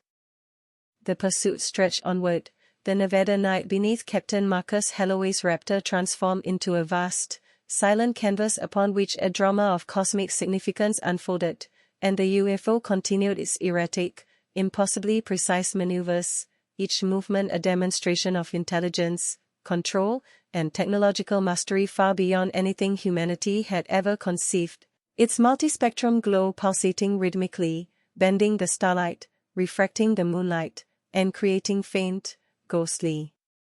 distortions in the air that shimmered across the canopy, mesmerizing and disorienting even the most disciplined pilot. And Marcus, fully immersed in the encounter, felt the physical strain of high-G maneuvers pressing his body against the seat while his mind raced to process, interpret, and anticipate each motion of the craft, every pulse of energy, every oscillation in the spectral field, aware that this was no mere aerial phenomenon but a deliberate engagement with a form of intelligence that operated on a level humans could barely comprehend. The Raptor's afterburners screamed as he accelerated, banked, climbed, and dove to match the craft's sudden lateral shifts and instantaneous velocity changes, yet his training, instinct, and sharpened reflexes allowed him to maintain control, capturing high-resolution optical, infrared, and electromagnetic data as he maneuvered. Each adjustment a meticulous calculation aimed at preserving visual contact while logging every nuance of the UFO's movements, aware that failure to do so could mean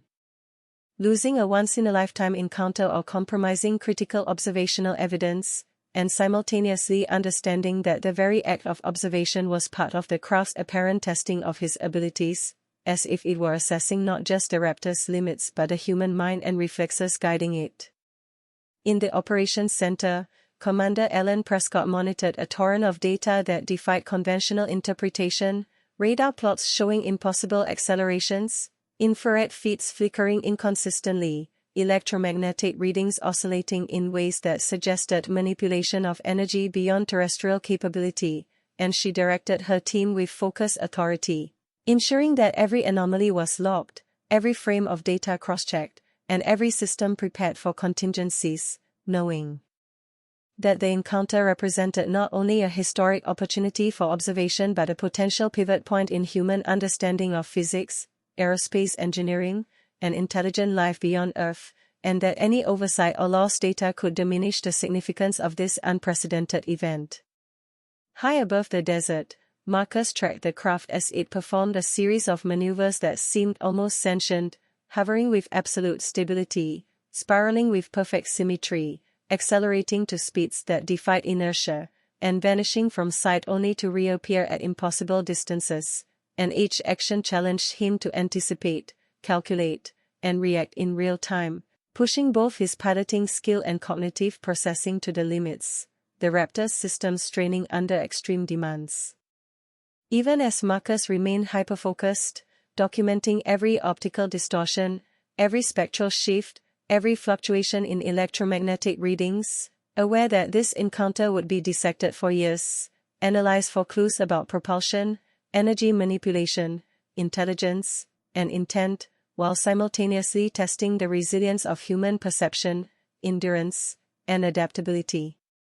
The UFO's glow intensified as it ascended, the rhythmic pulsation of light suggesting a form of communication or signaling, perhaps a deliberate attempt to engage with him, and Marcus adjusted sensors to capture spectral wavelengths, frequency modulation, and amplitude, recording phenomena that hinted at intelligence, technology, and an understanding of energy and physics far beyond human capability, while maintaining extreme vigilance to remain in pursuit, as the craft's movements continued to alternate between playful exploration and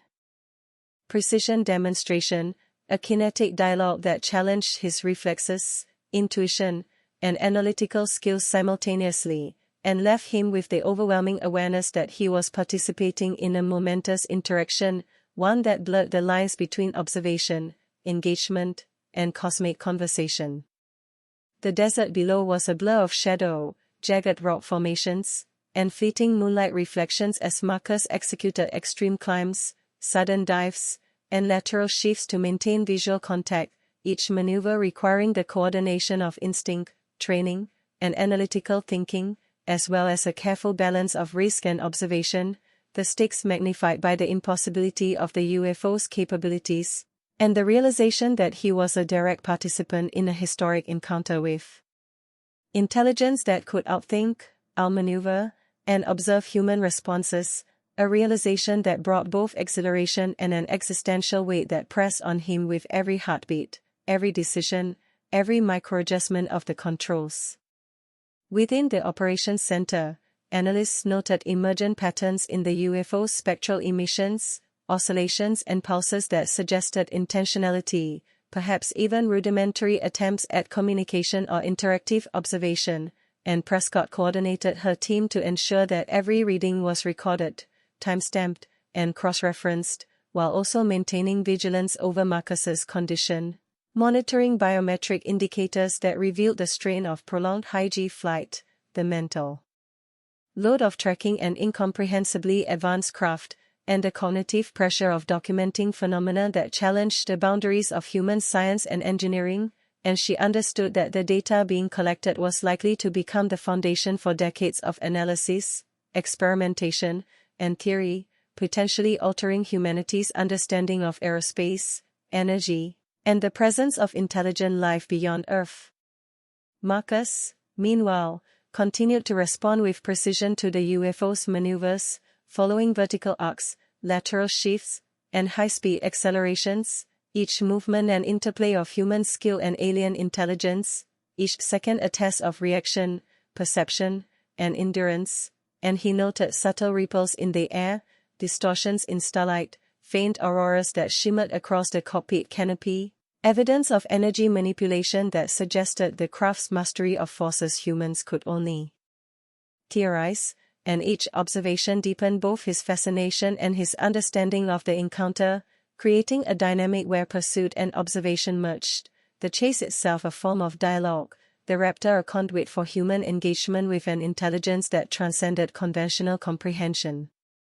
The craft then executed a maneuver that seemed designed to challenge Marcus's limits, a rapid lateral burst followed by a vertical climb that temporarily obscured it against the stars, forcing him into extreme high-G maneuvers, the strain on his body and the aircraft pushing both to their thresholds. Yet he adapted instinctively, maintaining sensor alignment, visual tracking, and data collection with the precision of a man both trained and intuitively attuned to the flow of motion, aware that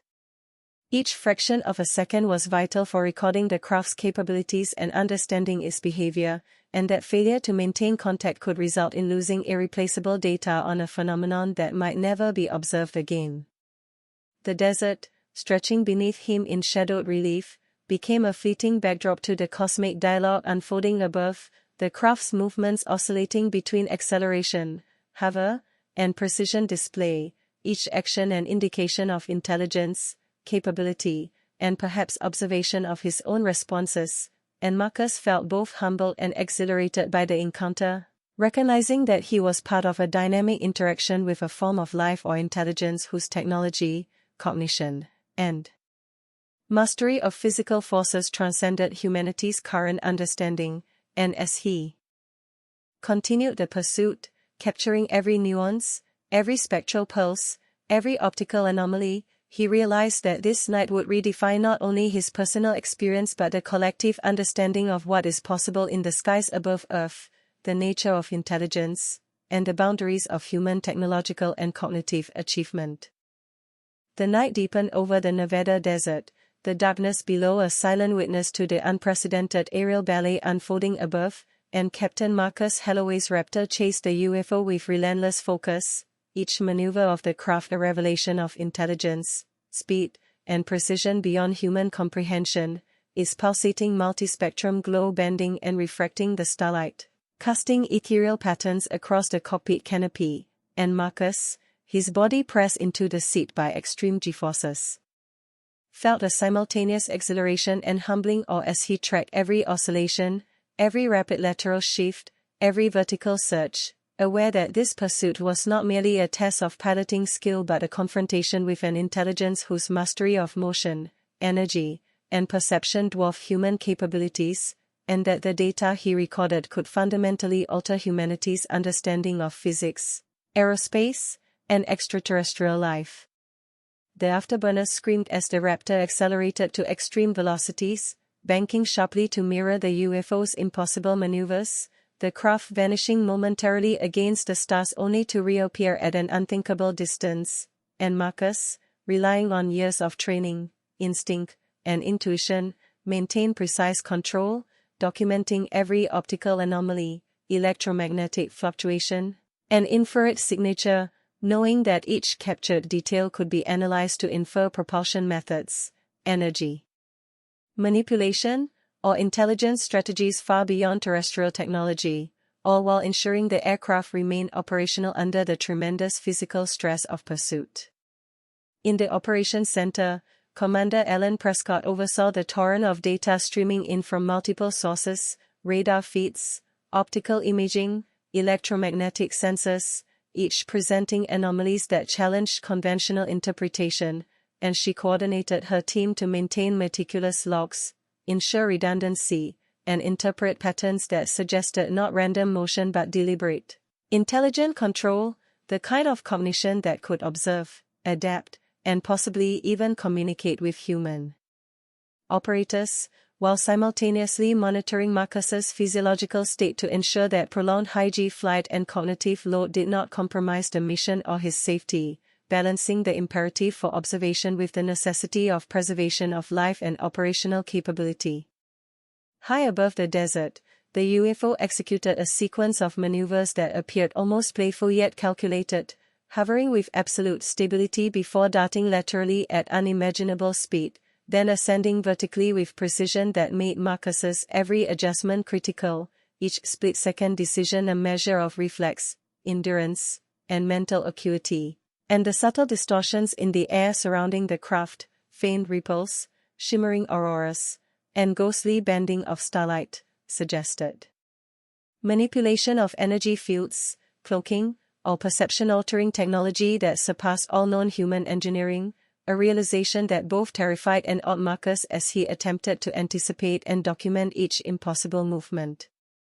The craft's glow pulsed in rhythmic patterns, oscillations that hinted at intentionality, possibly signaling or communicating, and Marcus adjusted the Raptor's advanced optical and spectral sensors to capture wavelength, amplitude, and frequency, recording phenomena that could provide insight into not only the craft's energy systems but the intelligence guiding it, while remaining vigilant to maintain visual contact through extreme maneuvers that taxed both pilot and machine, each second a combination of observation, adaptation, and engagement in what increasingly felt like a kinetic dialogue, a silent conversation conducted in speed, trajectory, light, and energy, where every maneuver carried intent, and every response had to be precise, immediate, and perfectly coordinated. The desert below became a shifting mosaic of shadows and faint moonlight reflections as Marcus executed extreme climbs, dives, and lateral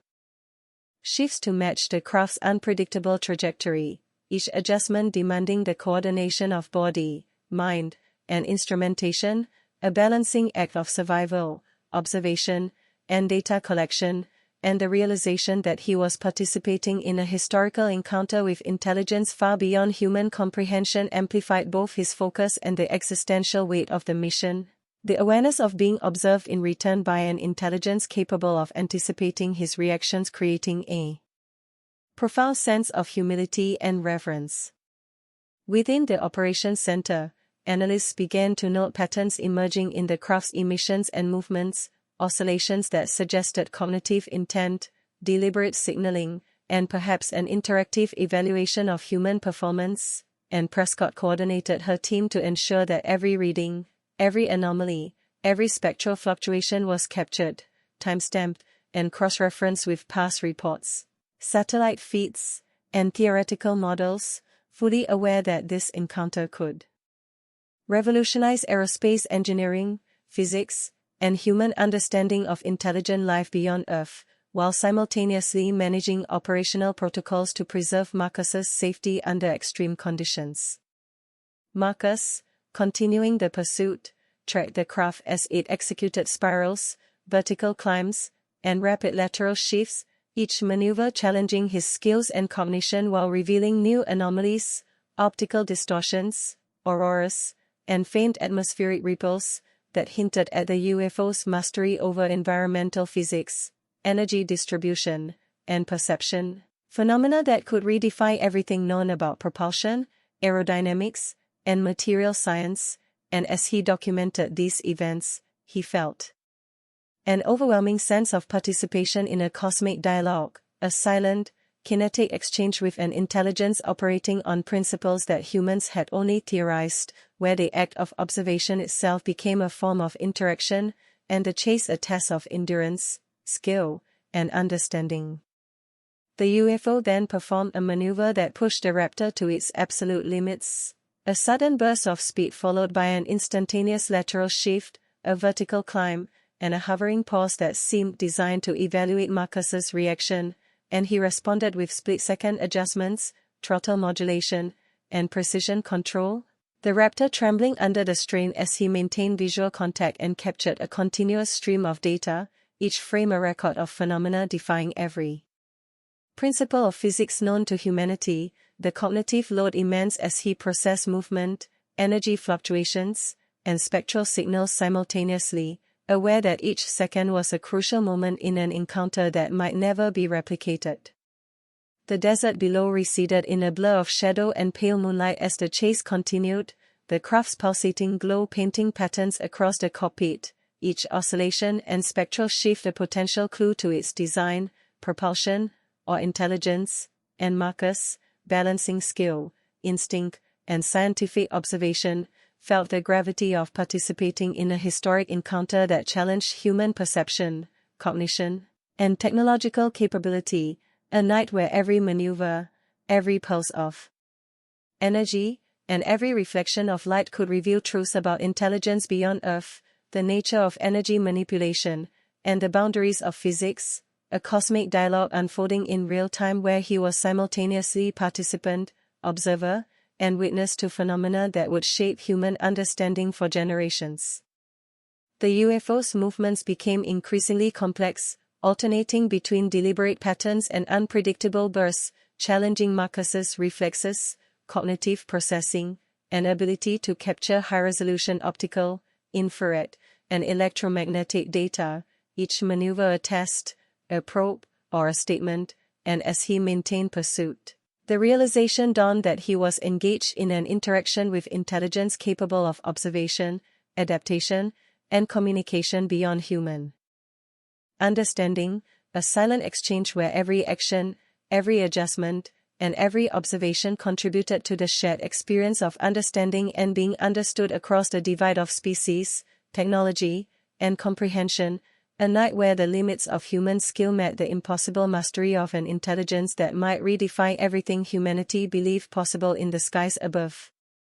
The Nevada night had grown colder, the moonlight casting long, jagged shadows across the desert floor, yet high above, Captain Marcus Holloway's Raptor pursued the UFO with an intensity that bordered on obsession, each maneuver of the craft a testament to intelligence, precision, and technology far beyond human capability, its multispectrum glow pulsing and refracting the starlight in patterns that were hypnotic, alien, and incomprehensible, and Marcus, gripping the flight controls with a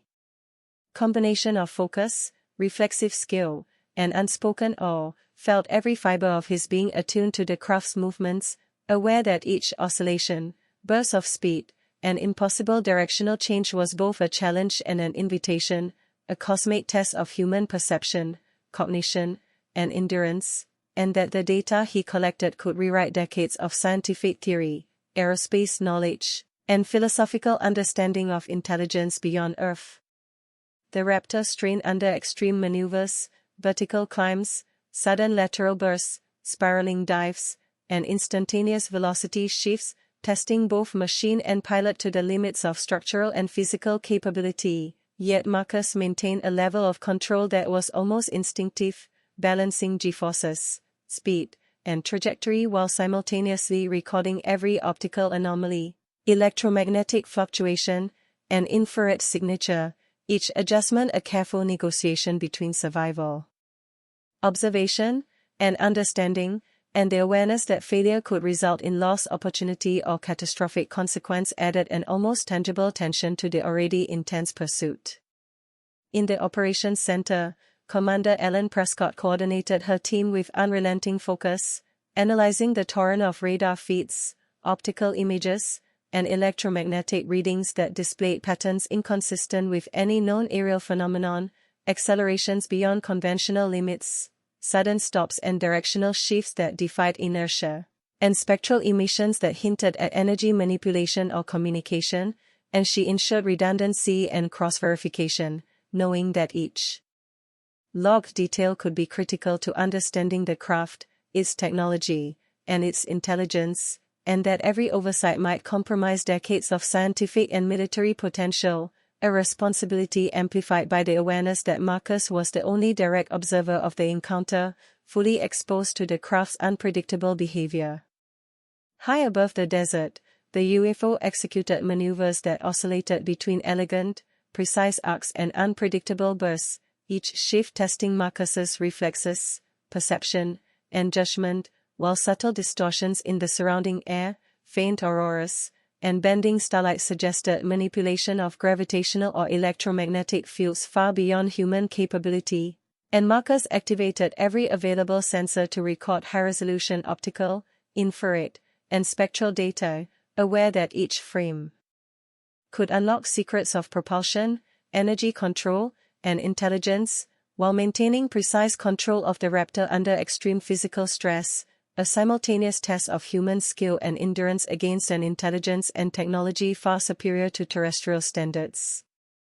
The craft's glow pulsed rhythmically, oscillations that suggested intent, possibly signaling or interacting, and Marcus, recognizing a potential pattern, adjusted sensors to capture amplitude, frequency, and wavelength, recording data that could reveal cognitive strategies, communication methods, or propulsion mechanisms beyond human understanding, all while anticipating the craft's next movement. A combination of anticipation, reflex, and analytical reasoning that demanded maximum mental and physical capacity, and yet the exhilaration of witnessing and documenting the encounter imbued him with a sense of purpose and historical gravity, aware that every second of pursuit was an irreplaceable fragment of human knowledge. The desert below became a fleeting blur of shadows and faint moonlight as Marcus executed extreme climbs, dives, and lateral adjustments, the craft performing spirals, accelerations, and hovering sequences that seemed designed not only to demonstrate capability but to engage with him, test his reflexes, and observe his responses, and each movement prompted a combination of tactical response, sensor calibration, and careful documentation, a dance of observation and interaction in which he was both participant and chronicler of an extraordinary event, the consequences of which would reverberate through science, aerospace, and philosophy for generations. In the operations center, Prescott and her team identified emergent patterns in the UFO's movement and emissions, oscillations that implied cognition, deliberate signaling, and perhaps an evaluation of Marcus's performance, and she ensured meticulous capture, timestamping, and cross-referencing of every anomaly, spectral pulse, and trajectory shift, fully aware that the material being recorded could redefine human understanding of propulsion, energy manipulation, intelligent life, and interaction across vastly different cognitive and technological frameworks, and that every measure taken in observation, documentation, and pilot support was essential to the integrity and historical value of the encounter. Marcus, maintaining extreme situational awareness, followed the craft as it executed a sudden vertical climb, vanishing momentarily against the stars before reappearing hundreds of meters laterally, forcing him into abrupt, high-G maneuvers that pressed him into the seat while testing the structural and operational limits of the Raptor, and yet he maintained visual contact, adjusted sensor alignment, and captured continuous high-resolution data, each second a balance of risk, precision, and observation, and he realized that the encounter was evolving into a form of communication, a silent, kinetic dialogue in which every maneuver, every pulse of light, every subtle atmospheric distortion conveyed information, challenged assumptions, and provoked interpretation, a conversation conducted without words but with intent, intelligence, and technology that exceeded human comprehension. The craft's movements became increasingly complex, alternating between calculated arcs and sudden accelerations, testing Marcus's endurance, reflexes, and analytical reasoning, while faint auroras, optical distortions, and spectral ripples revealed manipulation of forces previously considered theoretical, and as he adjusted the Raptor's trajectory and recording instruments to capture these anomalies, he felt both humbled and exhilarated, aware that the pursuit was a historic convergence of human observation, extraterrestrial intelligence, and the potential for transformative scientific understanding, each second a unique fragment of knowledge that could redefine what humanity understood about propulsion, energy, and cognition beyond Earth. Below, the desert became a silent backdrop to the extraordinary interaction unfolding in the skies above, the craft's glowing, pulsating presence a reminder of intelligence, technology, and capability far beyond human experience, and Marcus, fully engaged, navigated extreme climbs, lateral shifts, and spiraling maneuvers while simultaneously observing, documenting, and attempting to decode the craft's behavior, a high-stakes interplay of skill, perception, and endurance, each movement an interrogation of limits, each pulse a question or statement, a cosmic dialogue unfolding in light, motion, and energy, a pursuit that would define not only his own career but potentially the trajectory of human understanding for generations, as he continued the dance above the desert night, fully aware that he was witnessing history in motion. The Nevada night had become a crucible of extremes, the desert below silent and shadowed, while above, Captain Marcus Holloway's Raptor chased the UFO with relentless precision, every movement of the craft a demonstration of intelligence, speed, and control far beyond human comprehension, its pulsating glow casting surreal light across the cockpit canopy, bending starlight and moonlight into ghostly patterns, and Marcus, fully aware of the historic magnitude of the encounter, felt every muscle, every neuron, engaged in the pursuit, as if his body and mind were extensions of the aircraft itself, responding instinctively to the craft's impossible maneuvers, oscillations, and sudden bursts of acceleration, and he realized with a mix of exhilaration and awe that each second was a fragment of human understanding being tested, challenged, and expanded in real time. The Raptor strained under extreme G-forces as Marcus executed vertical climbs, rapid lateral shifts, spiraling dives, and sudden stops to match the craft's movements, the afterburners screaming in protest while the aircraft's systems pushed to their operational limits. And yet Marcus maintained control, adjusting throttle, bank angle, and altitude with precision born of training, instinct, and pure survival reflex, while simultaneously capturing high-resolution optical, infrared, and electromagnetic data that might reveal the principles behind the craft's propulsion, energy manipulation, or intelligence, every second a combination of observation, analysis, and life-or-death reaction.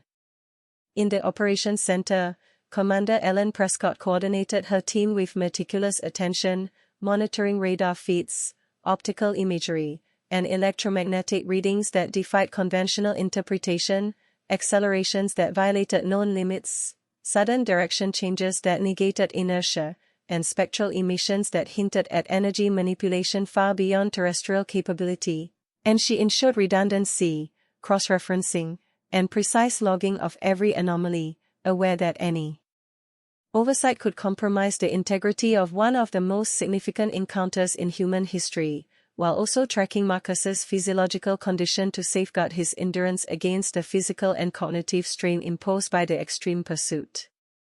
High above the desert, the UFO executed maneuvers that seemed both playful and deliberate, hovering with absolute stability, darting laterally at impossible speed, and performing vertical climbs and spirals that defied human understanding, and Marcus, reacting instinctively, maintained visual contact, adjusted sensors, and captured detailed data on optical distortions, spectral shifts, and electromagnetic fluctuations, all while processing the implications of encountering intelligence capable of observing, adapting, and perhaps even interacting with a human pilot in real time, a realization that instilled both awe and existential awareness, as he understood that the UFO's behavior was not random but a form of kinetic dialogue conducted in movement, energy, and light. The craft's glow pulsed rhythmically, oscillations that suggested intentionality, signaling, or cognitive evaluation, and Marcus, recognizing a possible pattern, calibrated instruments to measure amplitude, wavelength, and frequency, recording data that could shed light on propulsion methods, energy control, or forms of nonverbal communication, while simultaneously executing extreme flight maneuvers to maintain contact, each movement a high-stakes negotiation between survival, observation, and understanding, as the chase itself evolved into an unprecedented interaction between human skill and extraterrestrial intelligence, a dynamic exchange that tested perception, reflexes, and endurance simultaneously. The desert below receded in shadowed relief, the raptor darting through vertical climbs, lateral bursts, and spiraling arcs to mirror the craft's unpredictable trajectory, and Marcus, aware of the historic implications, documented every nuance, every optical anomaly, every spectral distortion, understanding that these moments were not only scientifically significant but potentially transformative for humanity's understanding of physics, aerospace, and intelligence beyond Earth, a cosmic lesson unfolding in real time where each observation carried weight and consequence. Within the operations center, Prescott noted patterns in the craft's movement and emissions, subtle oscillations and pulses that suggested deliberation, intent, and perhaps evaluation of Marcus's performance, and she ensured meticulous capture, cross-referencing, and redundant data collection, understanding that this encounter could redefine human comprehension of energy manipulation, propulsion, intelligence, and interaction across cognitive and technological divides, while simultaneously ensuring the safety of the pilot in the face of extreme physical and mental demands, a balance between observation and protection that was critical to the historic mission. Marcus, maintaining extreme situational awareness, continued to track the UFO as it executed complex spirals, vertical climbs, rapid lateral shifts, and hovering patterns, each maneuver challenging his reflexes, cognition, and endurance, while subtle atmospheric distortions, ripples, auroras, and bending starlight revealed the craft's mastery over forces previously considered theoretical. And as he adjusted trajectory and sensor arrays to capture these anomalies, he felt both humbled and exhilarated, fully aware that he was part of a cosmic dialogue, a kinetic exchange of observation, response, and interpretation with an intelligence operating on principles that human knowledge could barely comprehend, where the act of seeing and recording was itself a form of interaction. The craft then performed an astonishing maneuver, a rapid burst of speed followed by instantaneous lateral translation, ascending vertically before hovering midair, testing Marcus's reflexes and the raptor's limits, and he responded with precision, recalibrating flight path, maintaining visual contact, and documenting spectral, optical, and electromagnetic phenomena, each second an exercise in skill, endurance, and observation, a dance of human cognition and alien mastery that transcended Conventional aerial combat or surveillance scenarios, a confrontation in which the pursuit itself became an interactive study of intelligence, perception, and technological capability. The desert stretched below as a silent, shadowed backdrop, the craft's glowing presence oscillating and pulsating, a living, intelligent manifestation of technology and capability beyond human experience, and Marcus, immersed in the pursuit, executed extreme climbs, spirals, and lateral adjustments while observing, recording, and attempting to interpret the craft's behavior. Each maneuver an interrogation of skill, each spectral pulse a potential communication, and each distortion in the surrounding air a clue to its energy manipulation, a pursuit that tested the limits of human ability and comprehension, and yet inspired a profound sense of purpose and historical awareness, knowing that he was witnessing and participating in a moment that would define humanity's understanding of intelligence, technology, and the cosmos for generations. The craft's complex maneuvers, alternating between precise patterns and unpredictable bursts, continued to challenge Marcus's reflexes, cognitive processing, and endurance, while auroras, optical distortions, and spectral ripples reveal energy manipulation beyond terrestrial capability, and he adjusted instruments and trajectory to capture every anomaly, fully aware that this was a historic encounter, a night where observation, reaction, and documentation merged into a cosmic conversation, a pursuit that would echo through science, aerospace, and philosophy, a dynamic interface between human skill and intelligence beyond Earth, a night where every movement, pulse, and adjustment carried significance far greater than any previous understanding of flight or cognition. The Nevada night had stretched into an endless expanse of shadow and starlight, the desert floor below silent, yet high above, Captain Marcus Holloway's Raptor engaged in a pursuit that was no longer mere observation but a profound interaction with intelligence and technology far beyond human comprehension, each maneuver of the UFO a demonstration of control, cognition, and propulsion that defied all known physical laws, its glow oscillating and refracting the starlight into hypnotic, ghostly patterns, while Marcus, reaping the flight controls with absolute focus, felt his body, mind, and instincts fuse into a single, responsive entity capable of tracking, anticipating, and reacting to movements that would have overwhelmed any normal pilot, and he knew that every second of the encounter was not only a test of skill but a historic window into understanding intelligence beyond Earth, technology that could reshape physics, and a dialogue conducted in energy, motion, and light that transcended human communication. Desert below receded in shadows and pale moonlight as Marcus executed extreme vertical climbs, rapid lateral shifts, and spirals to mirror the craft's erratic yet deliberate trajectory, each maneuver a fusion of instinct, analysis, and split-second calculation, the pursuit simultaneously exhilarating, terrifying, and profoundly humbling, as he recognized that he was a participant in a historical encounter with an intelligence capable of observing, adapting, and perhaps even communicating with a human pilot in real time, every movement and exchange of intent, observation, and reaction, a dance of cognition and perception that blurred the lines between pursuit, study, and dialogue. Within the operations center, Prescott and her analysts identified emergent patterns in the UFO's oscillations, pulses, and movements, subtle cues suggesting deliberate evaluation, cognitive intent, or interactive observation, and she coordinated her team to ensure meticulous capture of every anomaly, spectral pulse, and trajectory shift, understanding that this encounter could alter the human understanding of propulsion, energy manipulation, and extraterrestrial intelligence, and that the integrity of the collected data was paramount to future analysis, experimentation, and comprehension, while also overseeing Marcus's safety as he endured extreme physical and cognitive strain, maintaining situational awareness, and executing maneuvers that demanded peak human performance.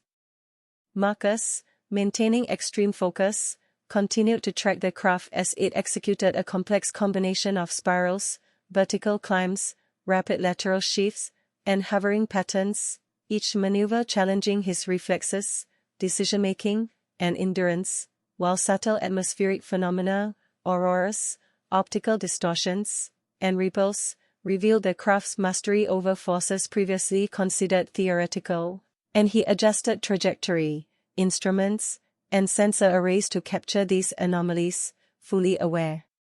that this was a once-in-a-lifetime encounter, a dynamic dialogue conducted in motion, energy, and light, a pursuit that would define not only his career but the trajectory of human understanding of physics, intelligence, and technology beyond Earth, every second a testament to the interplay between human skill and extraterrestrial capability.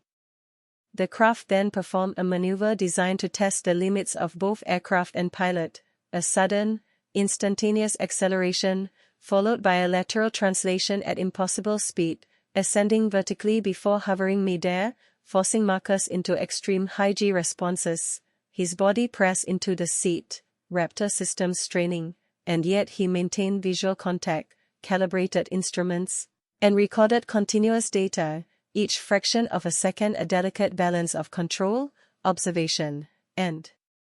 understanding, a dance that merged human cognition with alien precision, an interactive study of perception, reaction, and endurance that defied the limits of known aerial experience.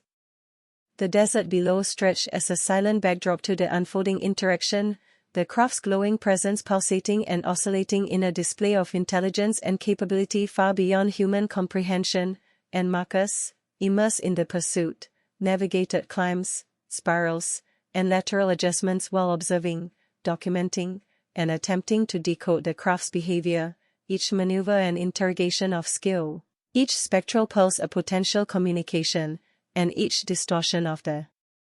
surrounding air a clue to its mastery of energy, motion, and environmental manipulation, a pursuit testing the boundaries of human ability, perception, and endurance, and inspiring a profound sense of historical significance, knowing he was participating in an event that would resonate through science, philosophy, and aerospace for generations.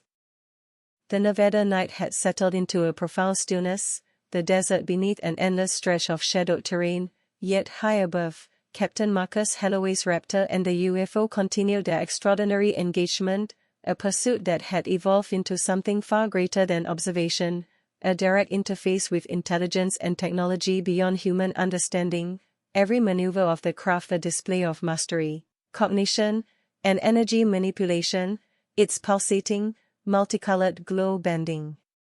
starlight and moonlight into patterns that mesmerized and challenged, and Marcus, fully immersed, felt his body, mind, and reflexes fuse into a single responsive system capable of tracking, anticipating, and reacting to movements that would have overwhelmed any ordinary pilot, aware that each second was not just a test of skill but a historic opportunity to record and understand phenomena that could redefine physics, aerospace, and the very nature of intelligence beyond Earth.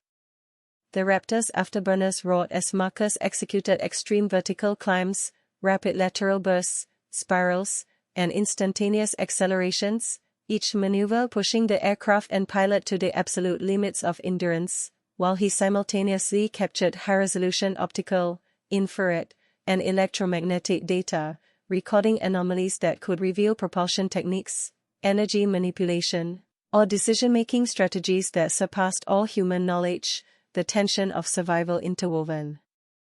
with the exhilaration of participation in an event that would become legendary.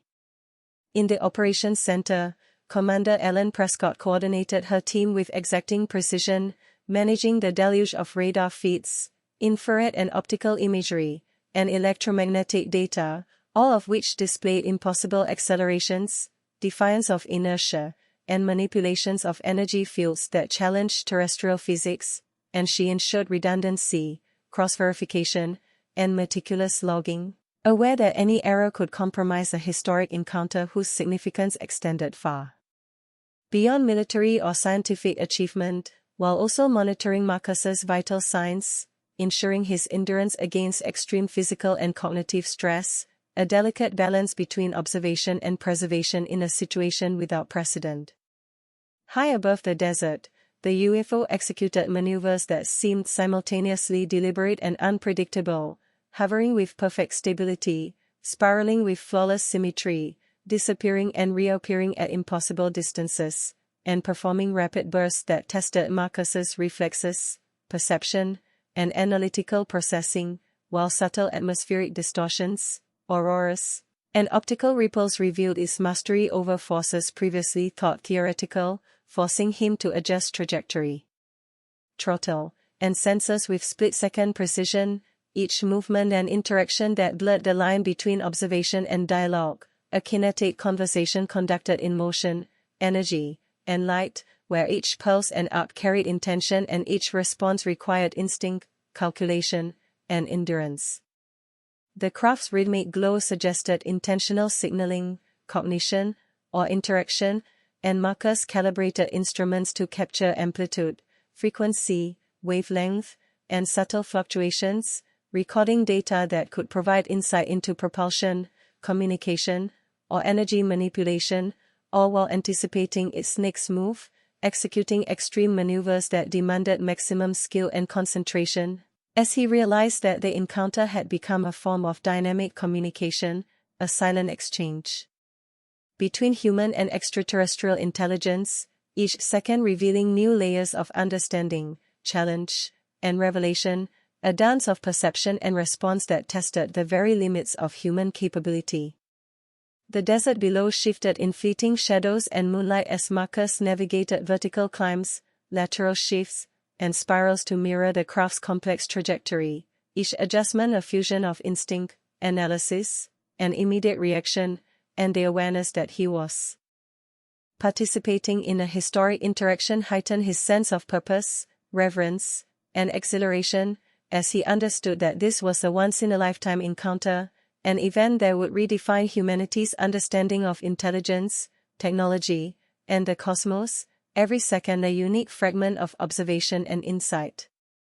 In the operations center, Prescott and her analysts detected patterns in the UFO's oscillations, emissions, and maneuvers, subtle cues implying evaluation, deliberation, or interaction, and she ensured meticulous capture, timestamping, and cross-referencing of all data, understanding that the encounter could transform human comprehension of energy, propulsion, and intelligent life, and that the preservation of accurate, complete records was essential, while simultaneously safeguarding Marcus's ability to endure extreme stress, maintain situational awareness, and execute maneuvers that pushed both mind and machine to their limits. Marcus continued to follow the craft as it executed a combination of spirals, vertical ascents, and rapid lateral translations, each move challenging his reflexes, judgment, and endurance, while atmospheric phenomena, auroras, optical distortions, and subtle air ripples revealed its manipulation of energy and environmental forces, and he adjusted flight path and instrumentation to capture every anomaly, fully aware that this historic encounter was a dynamic dialogue, a real-time study of perception, intelligence, and technological capability beyond Earth, every maneuver and pulse a piece of a puzzle that humanity had never before confronted. The UFO then performed a sudden acceleration followed by instantaneous lateral translation and a vertical hover, forcing Marcus into extreme G-forces and immediate reaction, yet he maintained visual contact, sensor alignment, and continuous data collection, each fraction of a second an extraordinary test of skill, endurance, and observational precision, a dance between human cognition and alien mastery that transcended traditional aerial combat, surveillance, or scientific observation, transforming the pursuit into a moment of interactive study, reflection, and awe. Below, the desert was a silent, shadowed stage to the unfolding cosmic performance, the craft's glowing presence oscillating with intent, intelligence, and capability far beyond human experience, and Marcus navigated extreme maneuvers while recording and interpreting its behavior, each spiral, spectral pulse, and air distortion a potential communication, an interrogation of human skill, and a demonstration of mastery, a pursuit testing perception, endurance, and cognitive limits, while simultaneously providing humanity a glimpse into a form of intelligence and technology that would challenge every assumption about what was possible in the skies above Earth. The craft's movements became increasingly sophisticated, alternating between predictable patterns and unpredictable bursts, forcing markers to adjust continuously, while auroras, optical distortions, and spectral ripples revealed manipulation of energy and motion that defied terrestrial understanding, and he captured every detail with acute awareness that this encounter was historic. A dynamic dialogue in motion, energy, and perception, a real-time interface between human skill and alien capability, every second a testament to observation, reaction, and interaction that would define humanity's understanding of intelligence, technology, and the cosmos for generations to come, culminating in a night where the extraordinary became tangible, the impossible witnessed, and the pursuit itself a bridge between species, knowledge, and the infinite expanse of the universe.